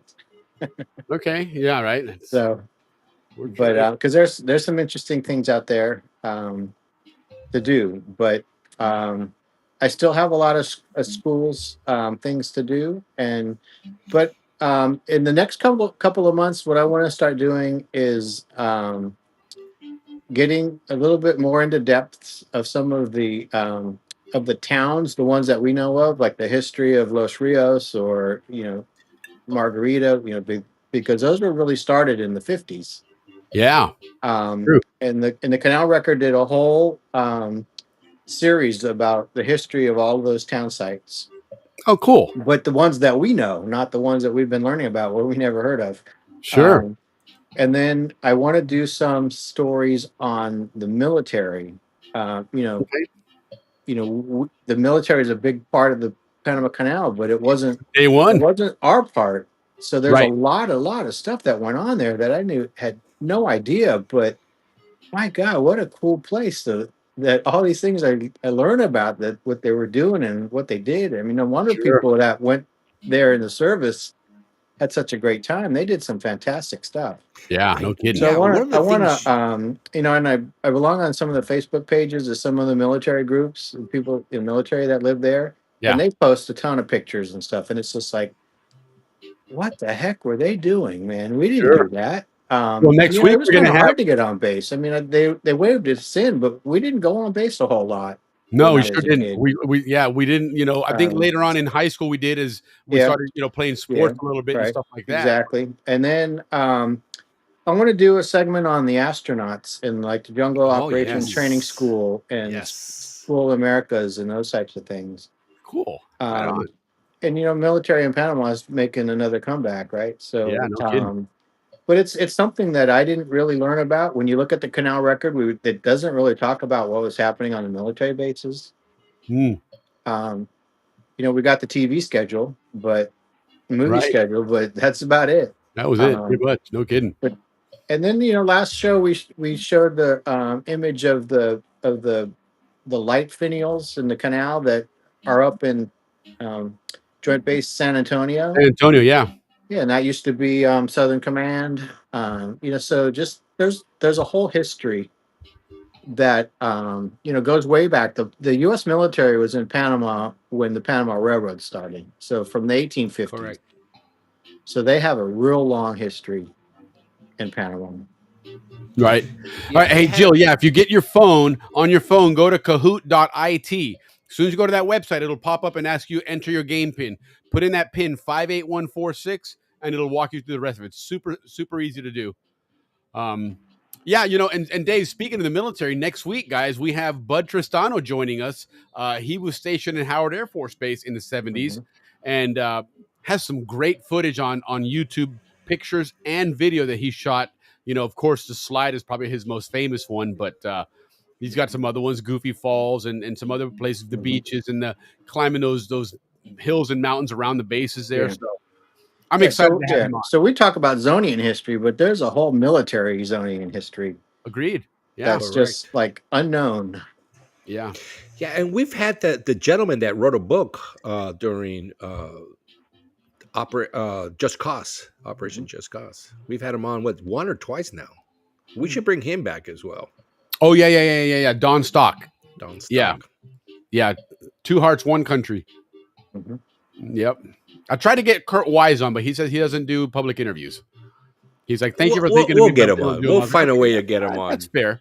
Yeah, we're trying with several big people. We're trying to get on. Yeah. Hey, speaking of, in September, we're gonna bring in another. It's time for another music show. We haven't done one of those in a bit, and those get a lot of people join them because there's music and rock and roll especially played a big had a big role in Panama in the zone. So George Call will be joining us again. I'm working to get Mark Ross on. Remember his dad was with that band Wolf for a long time in zone, and Mark is still in the rock and roll business as well. And the other person who did confirm the other night is going to join us, and I'm super excited about this, is James Slater. This guy is a Grammy-winning Zonian songwriter, singer and songwriter. He's got a really cool Guayabera song. Ricky, that's where we'll wear a Guayabera. Yeah, well, we're okay. And his band was Viva. I remember Viva growing up. They were the band. Those guys were Well, I'll tell you what, and I'm not going to give it away now, although people can look it up and see, but as we get closer to that show, I'll start doing some promo videos. He sent me his, what do they call it? What's the Sizzler. He sent me his Sizzler reel. Okay, that's what artists send out with all their promo thing on it. And let me tell you what, man, in the country music world, it is the who's who of country music that he writes songs for, man. I mean, there's a lot of great tunes that you're like, oh my God, I love that song. Like, yeah, this is the guy that wrote that, man. So he's joining us in September. That's going to be exciting. Again, Marcus Ross will be joining us. His dad was with Wolf, and he's had he helped his dad out quite a bit and stayed in that world. Like I said, he's in that music business. George Call's been with us several times. He's had great success with Aska and his music, taking him around the world and back to Panama to play music, which is kind of cool that as a band, you get paid to go to Panama and play rock and roll.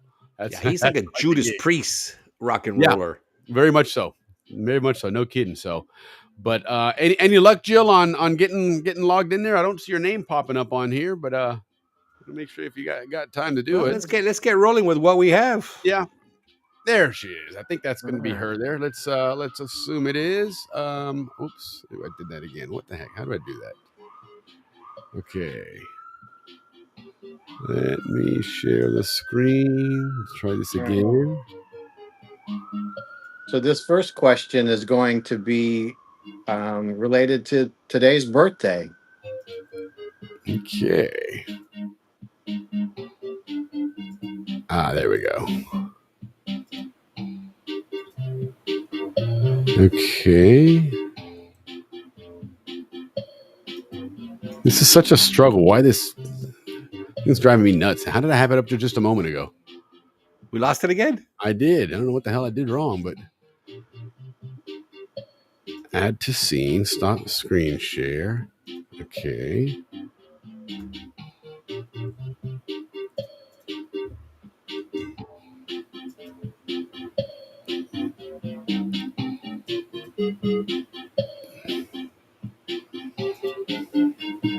Screen share. There it is. Okay, we're back.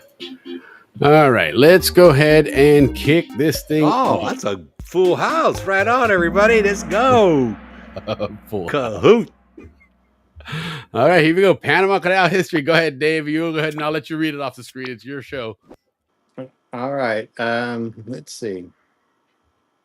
All right, the first ship to officially transit the canal. August 15th, 1914. Was it the Shamat, the Permanente, the SS Ancon, or the USS Ancon? You made it tough. Good one, guys. All right, I can't read this on the screen. I can see it on my TV, but it's got about a 6-second delay. Okay, I got you. Yeah, and I think the timer's off on it, but these are Canal's own history. Y'all got to know them. So it looks like it's the SS Ancon. So everybody got it right except whoever put the Shamat. That was me. No, just kidding. All right. So That's like a Leaf Soleil answer there. So can I go ahead and? Yeah, go ahead. Yes. All right. So the answer is well, you got in different order. The SS Ancon, but all the other ships, the Shamat and the Permanente, those were also the name of the Ancon before it became the Ancon. It was originally built as the Shamat, and then after the Ancon, it was sold. It became the Permanente, and then the USS Ancon, that was built in 1938, and it replaced the original Ancon. And it was also the USS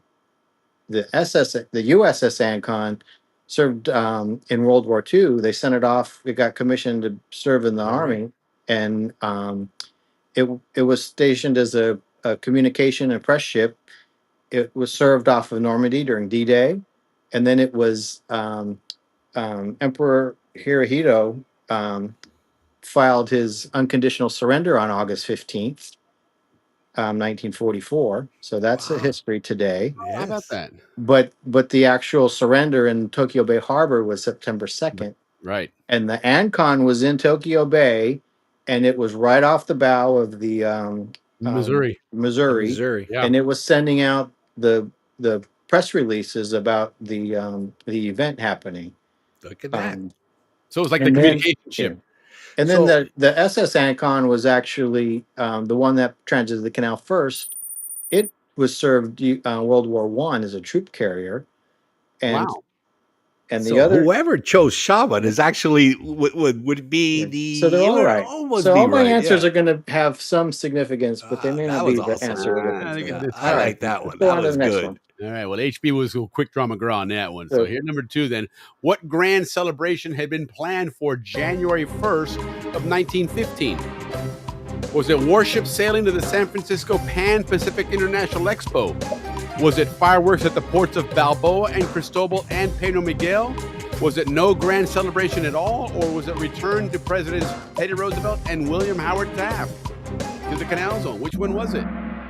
Got to be quick, guys. The timer's only 20 seconds on this one, and I think with the lag that might hurt. But the correct answer on this one then is those warships. They were sailing to Ricky's place over there, that Pan Pacific International Expo. That Exactly. was And they were supposed to come over on January 1st. And it was to coincide with the opening of the Pan Pacific Exposition. Yeah, But I because guess those World things War would go on II for like a year, probably, wouldn't or they? World War One probably dashed all that. You sure did. Sure did. And it basically opened up without any fanfare at all. Yeah, that was the real crappy thing about that, with so much work and effort, and there was a lot of fanfare to build a canal and do everything there, and this was monumental, and yet all of that was, sorry, man, we got World War I to talk about. So, all right, look at HB, man, quick draw McGraw. Here we go. All right, let's go to number 3. All right, including Teddy Roosevelt, how many future acting or former U.S. presidents have visited the Canal Zone or Panama? Ooh. Including Teddy Roosevelt, 7, 13, 11, or 9. If I had to take a guess, I'd have thought all those numbers were high. That's pretty cool, man. You think Teddy Roosevelt? They love their Panama Canal. That is for sure, man. Take a vacation as the president, go there. All right, and we got Teddy was the first. Oh, and we Teddy got was the first. Okay. Teddy was the first, but he certainly wasn't the last. There was 12 others apparently. Well, we also know George Washington's brother also crossed the canal. All right, so no one got this right. Nobody did. Nope. All right, I'll go down. That was a this. tough one. I would this is supposed to be a future, meaning they hadn't become president yet, but they were visiting Panama or lived there. Sure. Acting, meaning they were president, like Teddy was, or former, they had been president. Correct. And then they went afterwards. So I've got a list here. Ulysses S. Grant was the first president. He went there in 1852 as a lieutenant, crossing the isthmus, and ended up there for several weeks. Didn't have a very good transit. No, he didn't like that visit. Then Teddy Roosevelt, William Howard Taft. Of course, he was Secretary of War when the canal was being built, and then became president. Warren G. Harding. And he's got a story. I won't go into tonight. Dwight D. Eisenhower was actually stationed in Panama. Franklin Delano Roosevelt went there. John F. Kennedy was stationed there.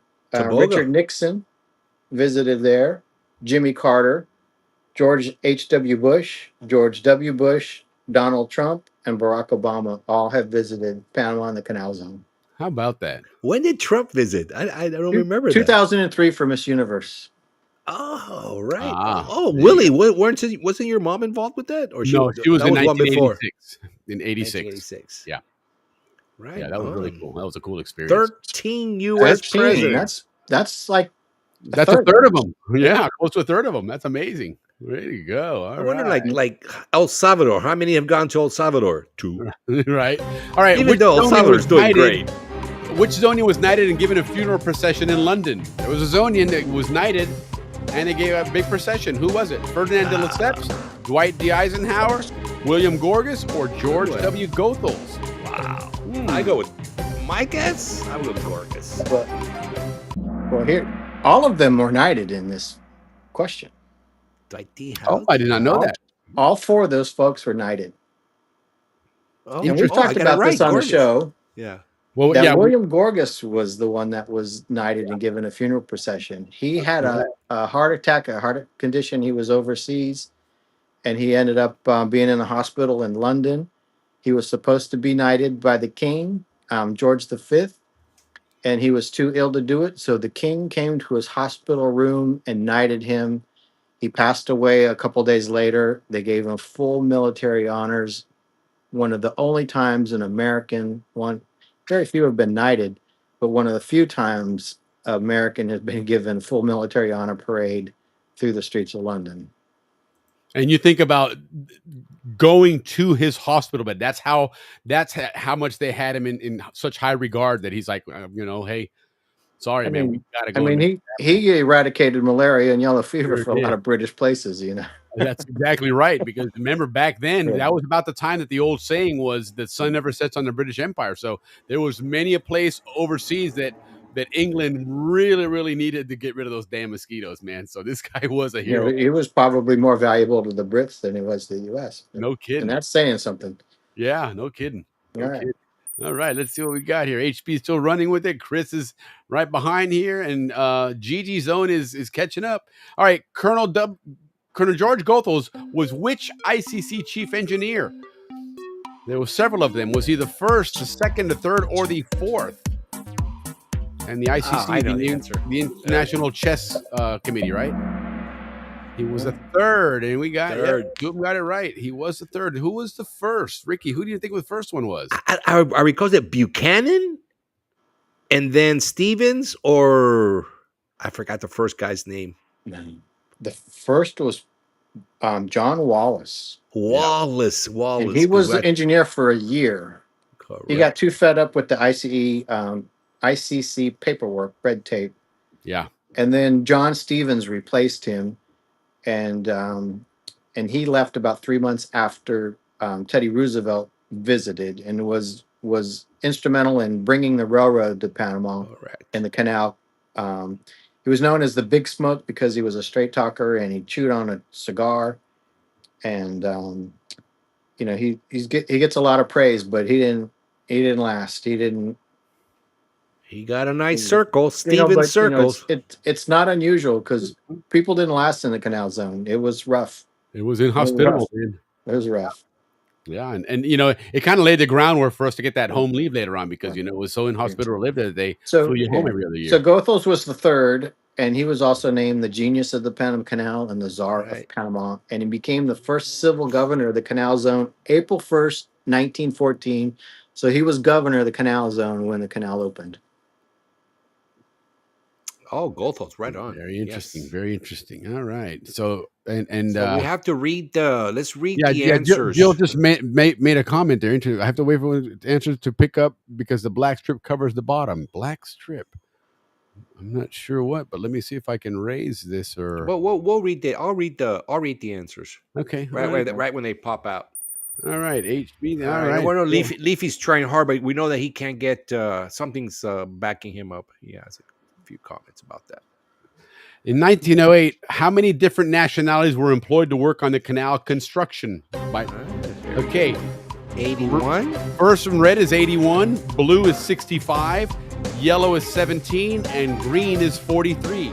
How many different nationalities? 81, 65, 17, or 43 were employed to work on the canal? Man, that's a lot. That's a lot. I would go with 65. The correct answer is 65. Two of them thought it was 81, and somebody got it right at 65. That's interesting. Let's see who it is here. Countries. And then Dave will give us a little insight on that. But, look at Chris took the lead here. 20. Chris. Okay. Yeah. So in 1908, there were 50,003 people living in the canal zone, and 24,296 of them were employees of the canal.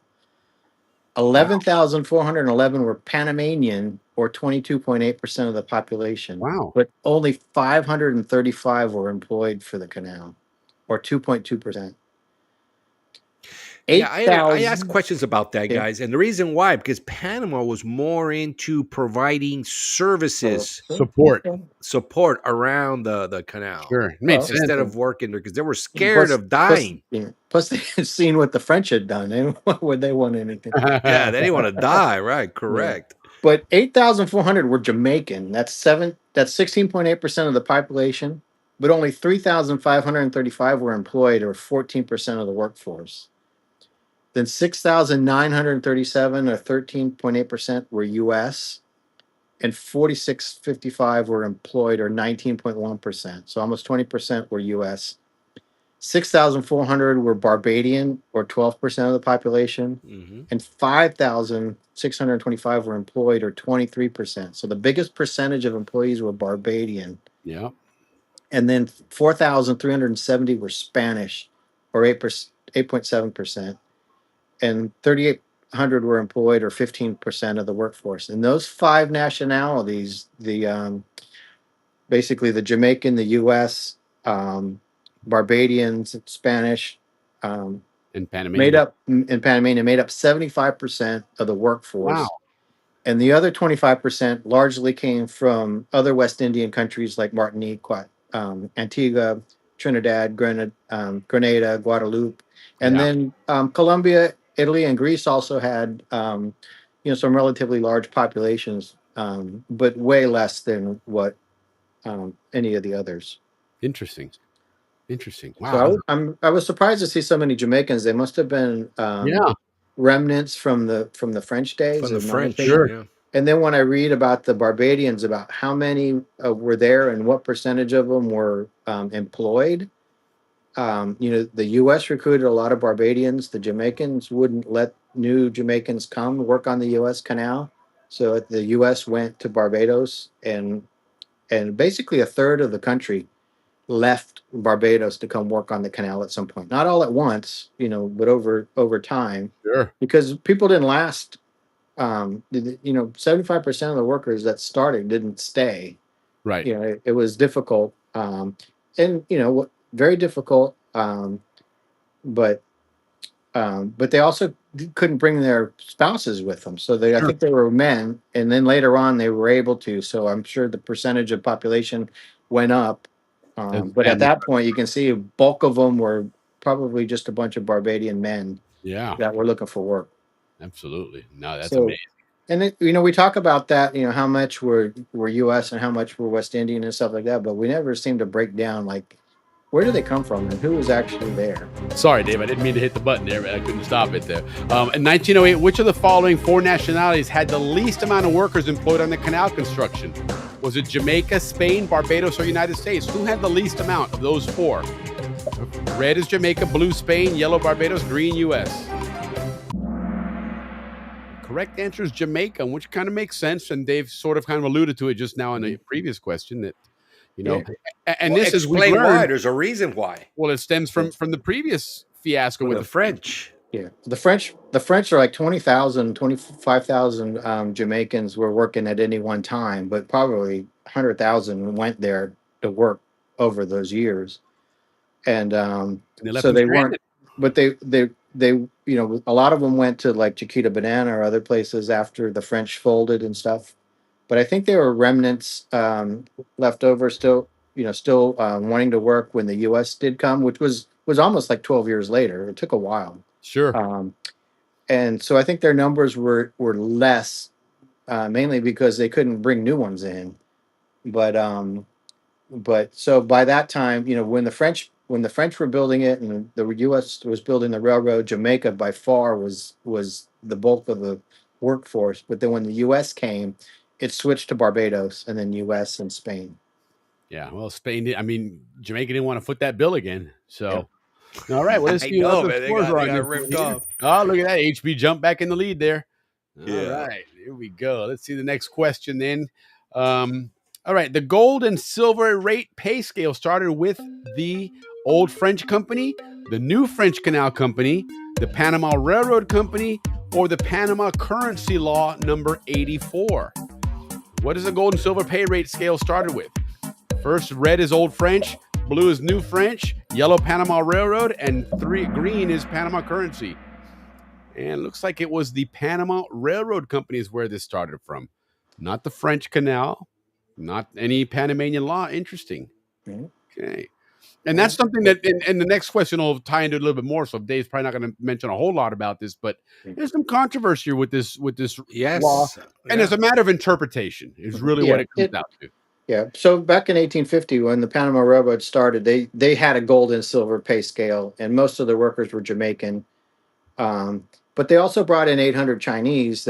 Chinese built the railroad in the U.S. and they've been building railroads elsewhere. And so Aspinwall went over, he had the fastest ship in the world, and went over to China or Hong Kong and brought them back to work. And they promised them gold, and they didn't get paid in gold. And they also gave them opium Oh, well, there you go. as well. They worked for opium, and then they took it away from them. They all And they went through arrived. withdrawals. There's Yeah. a big story about that. We've talked about it before. Yeah. We But do. then but in 1905, when the U.S. just acquired it, they had Taft had to negotiate a monetary agreement with Panama, and they codified the Panama currency law.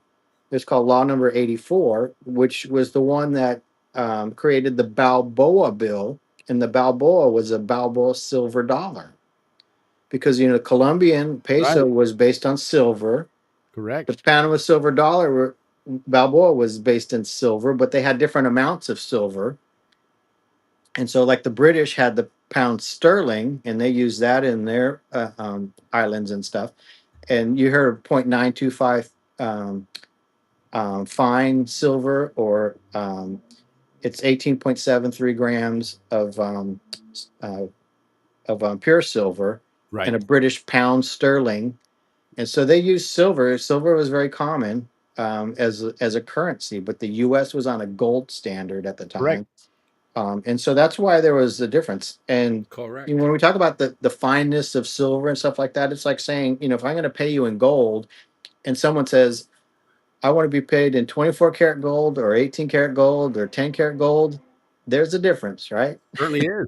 And so a Colombian peso was going to be different than a Panama peso or a British silver dollar. So they had to negotiate what that was all about. And so, gold and silver, it it ended up having Jim Crow connotations, because at that time the U.S. had Jim Crow laws, and that was practice. And this, when you have 75% of your workers are East Indians or West Indians and are used to being paid in silver, it just kind of meshes together. And Yeah, it's so, going to look that way. It's going to But look it like was they're never paid meant based for on that. their race. It's Yeah. not. It's based on the fact that they Yeah. just comprise almost it, the it, entire it could border. have could have been, but that wasn't the the banking Correct. part of it didn't support that. Yeah. Yep. Yep. Exactly. So. Yeah, I'm glad we always bring that up because I always hear that it was a racial thing. Yeah. And now that we know the Right? facts and Well, the truth, I always fight back and say, no, it wasn't. it's but there definitely was a racial thing, an ethnic thing, because if you look at all these photographs, and it's always, here's a group of Italians, here's a group of Indians, here's a group of West Indians, here's a group of Spanish, here's a group of Americans. They're all grouped by nationality, and you can go look at the old maps of Ocolon. They have a Coolie village, and they have a Spaniard village, and they have so those were back in the Panama Railroad days. And I guess you go back and look at New York, and where you have Chinatown, you have Right. Chinatown in San Francisco, you had Mhm. Irish settled neighborhoods, or you had Italian neighborhoods. Mhm. And And what's interesting about that, when you bring this up like this now, it also shows that prior to the canal, the United States certainly wasn't that global power. Whereas today, nobody would think twice about paying everybody in dollars, even if you were going overseas to build this. It would be the U.S. dollar. We're here now. It was like, wait a minute, I want my currency. I want my currency, and it was a different era, different time of the year there. Well, even the Colombian currency, it was floating around Panama because they just became Right. their own country. Sure. But within a year, they had to get rid of that, and basically said you have until August 1st of 1906 to turn it in. Otherwise, it's just worthless. Worthless. Yeah, you can't use it to shop anymore. Right. Absolutely. Interesting. All right. Well, let's move along here. Let's move along. But as you go ahead, Dale, we dale. can come back. No, I saw what HP wrote, and that's interesting. The gold that bribed Colombian soldiers came from the railroad safe. Was it a gold world that aided the separation of Panama? I It looks have like to it. agree. Well, it Looks like played a it. role. Gold. People wanted to be paid in gold. They were promised gold. They were promised a lot of stuff, Yeah. and they didn't always get it. Right. Absolutely. Right. Well, and that kept the soldiers away. So it certainly played a role in that. And Right. Tanya says, I remember my father told me that when he first collected his check from PCC as a Panamanian and an American citizen, there was a clear lines. If you're Panamanian, you go to this line.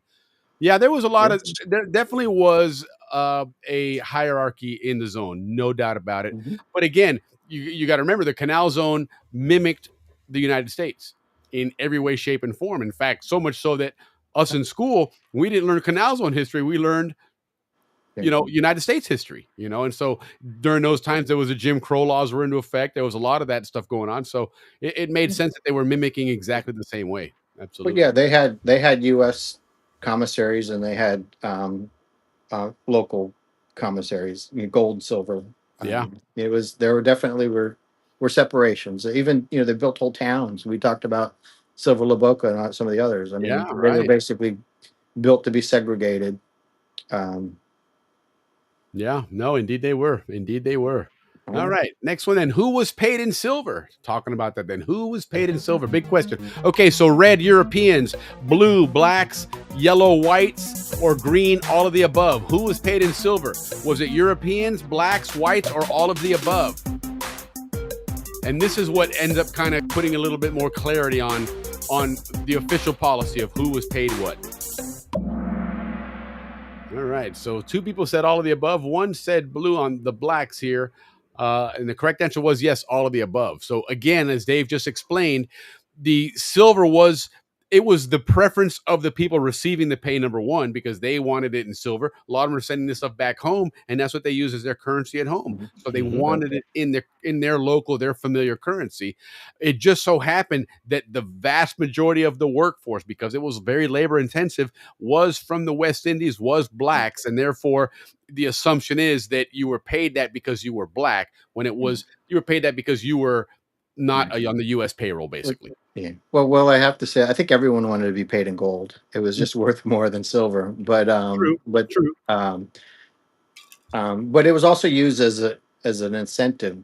They would dangle gold in front of people, saying, "Hey, we'll make We got gold for you.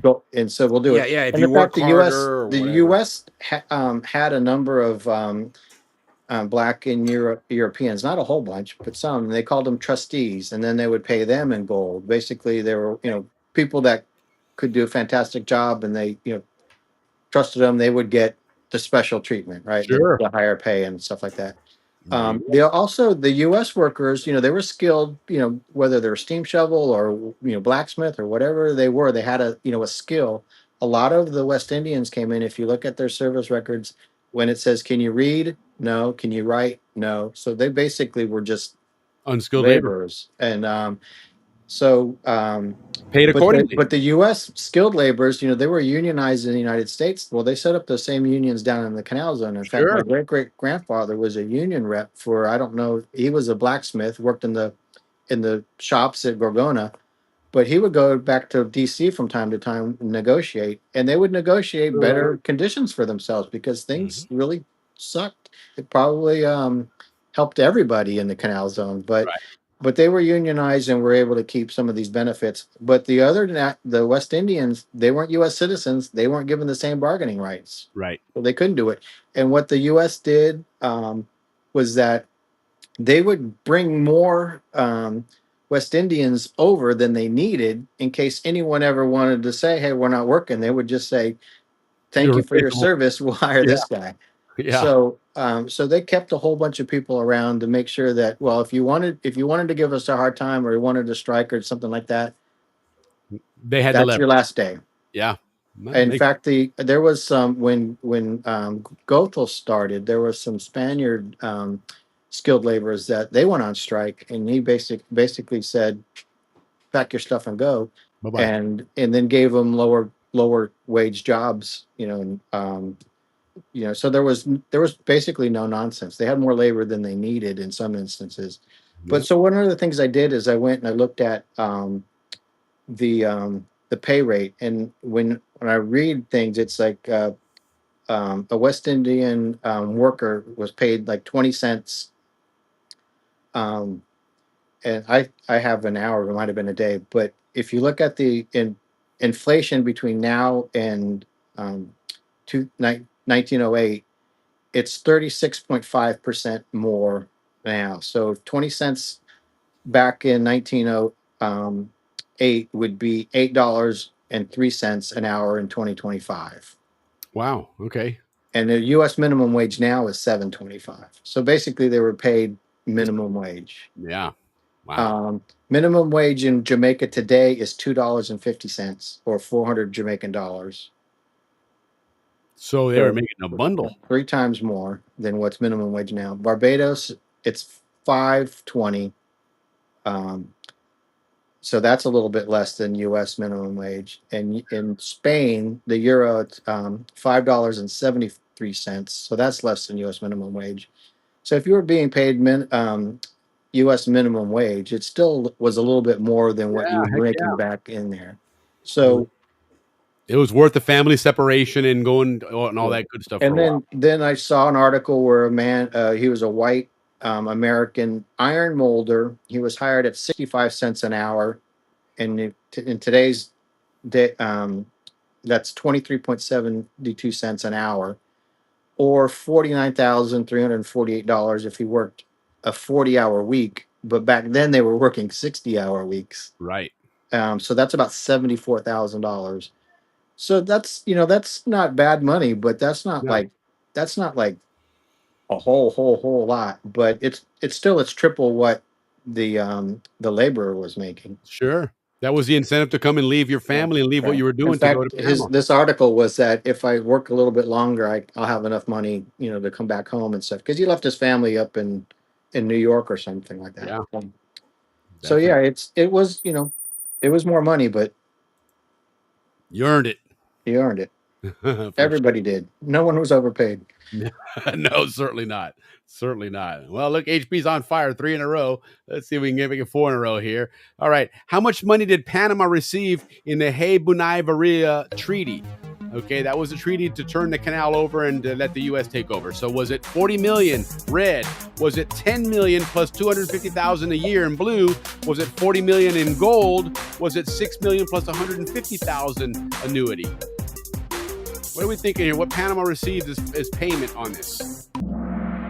All right, and we got one person was able to answer, and this one was a toughie. And I apologize, guys. I forgot to set the time on that. I should have said it a little bit longer, but so silver 40 million pesos was not the right answer. The correct answer was 10 million plus a $250,000 annuity, which seemed like a bundle of money in 1903, but later Yeah, on, you're like, man, yeah. The 40 million went to the French company, right? and then Panama was paid $10 million, and then they got 250 annuity, and 40 million in 2025 is 1.46 billion dollars. Yeah. We talked about that, and Yeah. our boy Yeah. Bonavaria got his commission from that. Yeah. So then Colombia was paid basically restitution in 1921. They were paid $25 million, which is Right. about $450 million today. And then because Alaska's in the news, we paid $7.2 million for it, and today it would be $156 million. So basically, Colombia got 3 times more for Panama than the Russians got for Alaska. Alaska. Yeah, and I saw somewhere it was, the other day something same thing with the Louisiana purchase, which again a Yeah, yeah. bargain. And then also in before the U.S. Thank you. Thank you. before the U.S. Or before Panama declared its independence, when they were negotiating with Colombia for a treaty, they were only offering $6 million and $150,000 annuity. Yikes. That was one of the answers. Interesting. All right. Well, let's keep moving this thing along here. Which canal zone territory was reverted to Panama in 1955? Was it Punta Paitilla / New Cristobal? That's red. Rio Hato U.S. Army Base in blue. Fort San Lorenzo and Chagres in yellow, or the Free Zone in France Field in green? Which was reverted in 1955? Those are all great answers. Yeah. So 2 people said it was Rio Hato, the U.S. Army base. 1 person said the Free Zone, France Field. None That's of what I those would were have said. correct. The correct Yeah. one Oh, was really? Punta Paitilla, New Cristobal. I knew Wow. about the New Cristobal part, but the Punta Paitilla, I was like, whoa, that one threw me for a loop there. So, Dave, tell us what's Yes. going on with that. But you don't have the map, do you? No, I do not. I apologize. Yeah, there were. If back in in the old days, the 5 miles from the center line of the canal, it included the areas that was Punta Paitilla and beyond, and then they carved out Panama City to make Panama City its own city. They didn't have a boundary Right. before. That was kind of like a Gibraltar. Yeah, so basically Panama City was surrounded by canal zone, And then when Eisenhower went down and negotiated this treaty with President Ramon, they agreed to revert parts. And we talked about the New Cristobal High School last time. So Yeah. that area of New Cristobal was reverted. And then the area that's now Punta Paitilla and beyond out towards Tucuman, that was given back. And the map that I That showed, you area can was see very where the tip sparsely of populated. Punta Paitilla says Canal Zone on it. And Ah, that's amazing. We'll have to yeah. pull that one up and show it to you guys. That's funny. Yeah, I didn't realize it, but you're right. I mean, Panama City, it looks bigger on paper. And when you realize, how far 5 miles goes from the canal, it reaches all the way out there. That's interesting. Very cool. All right, interesting here. Sorry, number 12 then, and we're going to cut this one short because of time, but we're going to continue this in the future. So who designed the seal of the canal zone? Was it the Panama Canal Company graphics branch? Was it the Panama Canal Governor Whitfield Davis and Tiffany? Was it Al Sprague? Was it the Isthmian Canal Commission Committee? So red is the Canal Company graphics branch, blue is the governor, yellow is Al Sprague, and green is the ICC. Which one did it, guys? One person said the Governor Whitfield and Tiffany, and one person said the Isthmian Canal Commission. And the correct one was Governor Whitfield Davis. All right. Very interesting. And it's an iconic image indeed, that one. Absolutely. Let's see who got that. Wow, HB got some points here. HB's running away. Listen, HB, if there's somebody that can give Dave a run for his money when it comes to Canal Zone history, it's HB. And he's got a rich family legacy of Zonians as well. So it's really cool to have him chime in and So share as well. So Governor Whitfield was working with the guy with the State Department, and his name was Gaillard Hunt. Can you imagine his name was Gaillard? But anyway, they had drawn up a series of seals, but they said "Join the seas for the benefit of mankind" was their slogan. And then there's New York company Tiffany. They were contacted and said, "Hey, send us some designs." And so they sent some designs to the Department of State, and then the ICC committee picked one of them, and then President Woodrow Wilson signed off on it in executive order in 1915. And also, actually, they adopted it in 1906, but in 1915 there was an executive order that said the governor should also have a flag. And so that was the first time they published a description of the seal and the flag was in this 1915 executive order. Sure. And I fly my flag on May the 4th outside my house. That's the first day. That's the other birthday. Absolutely. No kidding. And we're not talking Star Wars either, but right on. All right, moving along then. Number 13. What were the years of service of the Thatcher Ferry? The Thatcher Ferry. We got a picture up there. Compliments of Dino's Panama Photos, which is a great collection on CZ Bratz. But was it 31 to 62? Was it 22 to 62?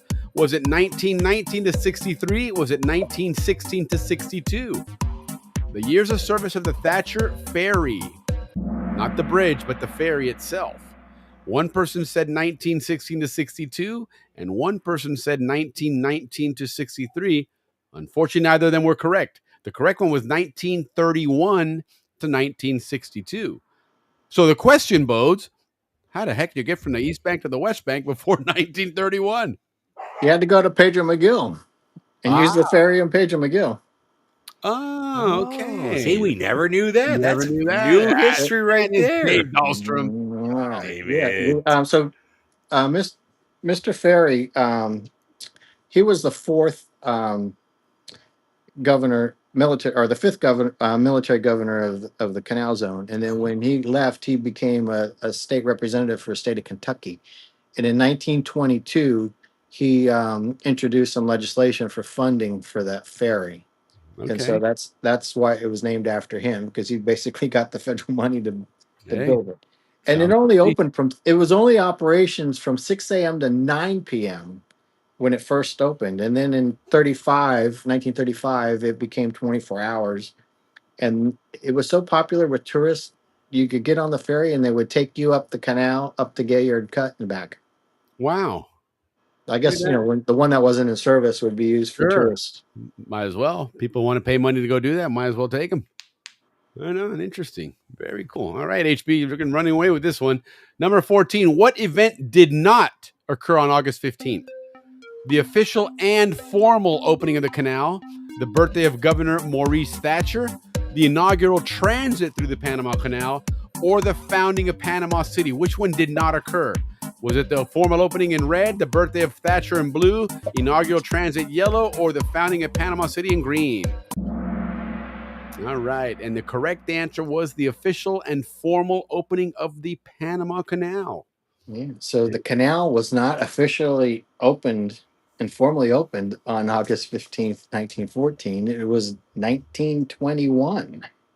Wow. Or 1920 when it happened.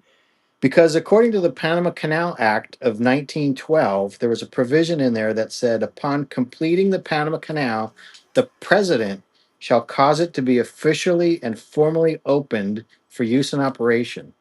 So on July 12th, 1920, President Woodrow Wilson declared and proclaimed the official and formal opening of the Panama Canal for use in operation. How about that? And Like Governor Thatcher's birthday is also August 15th, 1870. And then August 15th is quite the... It is. It's the Zonian day, isn't it? Through and through. No kidding. Yeah. No, and again, going back to that ferry real quick, John Catanzaro's dad who had a job in his own working as an engineer on a ferry. Right on. Yeah. That's cool.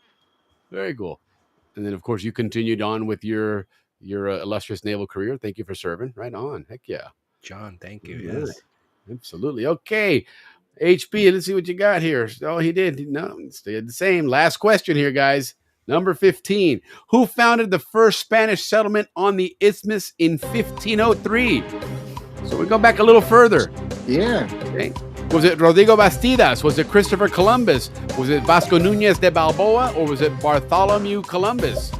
You got Christopher Columbus and his brethren Bart Columbus. That's quite the city you got there, Will. I don't know what that is. How about that? It looked old. All right. I could get away with that any other time, but when I got Dave Dahlstrom, historian, I should have known better than try and pull a swift one. Okay, this was actually before Santa Maria de Darien. Yes, this was a little bit earlier. Sure was because that was what 19. Actually, this is on the Isthmus though. The other one was in Colombia. Correct. This one Isthmus. That is true. And the correct answer was Rodrigo Bastidas. Wow, we don't even heard of Bastidas in Panama. Right. Well, that's what the check mark was. No, it should be was Bartholomew Columbus. Oh, Bart Columbus. Okay, so the correct answer is Bart Columbus. All right, here we go, guys. Bastidas was just basically sailed off Panama first, but Columbus was coming the other way. Correct, that's right. From Columbus, from Costa Rica. Yes. About a year later. That's right, because they almost could have run into each other in Nombre de Dios or Portobello. But Bartholomew and another brother of Columbus, Francisco, I think was his name, and Diego, and his son was Fernando. They all, there was a 4-ship voyage that came over during that time, and Bartholomew was second in command, and he had been a senior ranking officer in Hispaniola. In fact, he founded Santo Domingo, and he's got his statue is in downtown Santo Domingo. But when they came down, they sailed into the Bocas area around October 5th of 1502, and then they sailed along the coast down towards Colon, Chagres River, and even to Portobello, and Columbus is the one that named Portobello. And they anchored there. But then when they were going back, they set up a garrison in a place called Belén on the Veragos River. And they were there from about January 7th, 1503, and they set up 10 to 12 houses, and they had about 80 of their men there, and they were starting to go up the Veragos River looking for gold, and they were finding some gold. But they abducted one of the caciques, one of the kings, and held him, basically like you were saying, if you either became good friends or you paid the consequence. Well, this king was paying the consequence, but he escaped, and he brought back 400 of his friends, and they Okay. attacked the Spanish. And after a couple of days, they lost 12 Spaniards, or they were severely injured, so they had to flee. But they had set up the first village there in 1503, Interesting. There you and then go. they fled back to Jamaica. And on the way back, they found Cayman Islands. Oh, yeah. That's a stroke of luck there because that's a tiny Yeah. little island in the middle of Yeah, nowhere. yeah, yeah. Right Right. on. Okay. Well, let's see who ended up the big winner here, and then we're gonna go and do our little prize drawing here. All right. So not now, Michael. Okay, so it looks like the big winner is HB with 5320. Well done, HB. Of course, a historian should be the winner on that. A couple other runners up there, Chris and Leaf and everybody. Awesome job there, guys. That was really cool. Thank you. Again, We my appreciate it, apologies guys. for setting that up with the timer off. I keep forgetting to do that. I always got to remember that the timer on there is a little bit short by default. I got to set it to a longer time. So, Jill, apologies for that. But anyhow, so like we said, guys, we're gonna offer a prize of a 1-year membership to the Panama Canal Museum Collection. And that prize, we're going to go ahead and do that here now. We have this cool little feature here that's going to give us our winner here. Everybody that typed into the chat, into the comments, the word birthday, #birthday, being that today is very much a birthday celebration type day for us, August 15th. Let's go ahead and run that now and see who that big winner is. 3, 2, 1, go.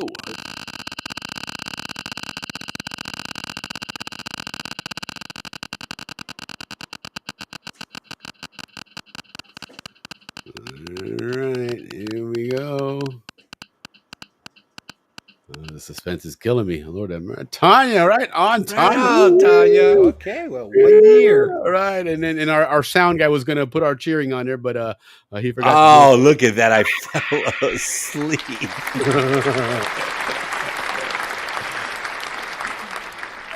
I'll get that stuff out to you. Do me a favor, when you get a chance, shoot me a message with your email, your information. I'll reach out to the museum collection, find out what it is that we need to do to get get that membership for you. So congrats on that. And listen, guys, check these guys out, the Panama Canal Museum Collection. They've got some amazing, amazing canals on history on there. Their website has some really cool info on it. So definitely check them out.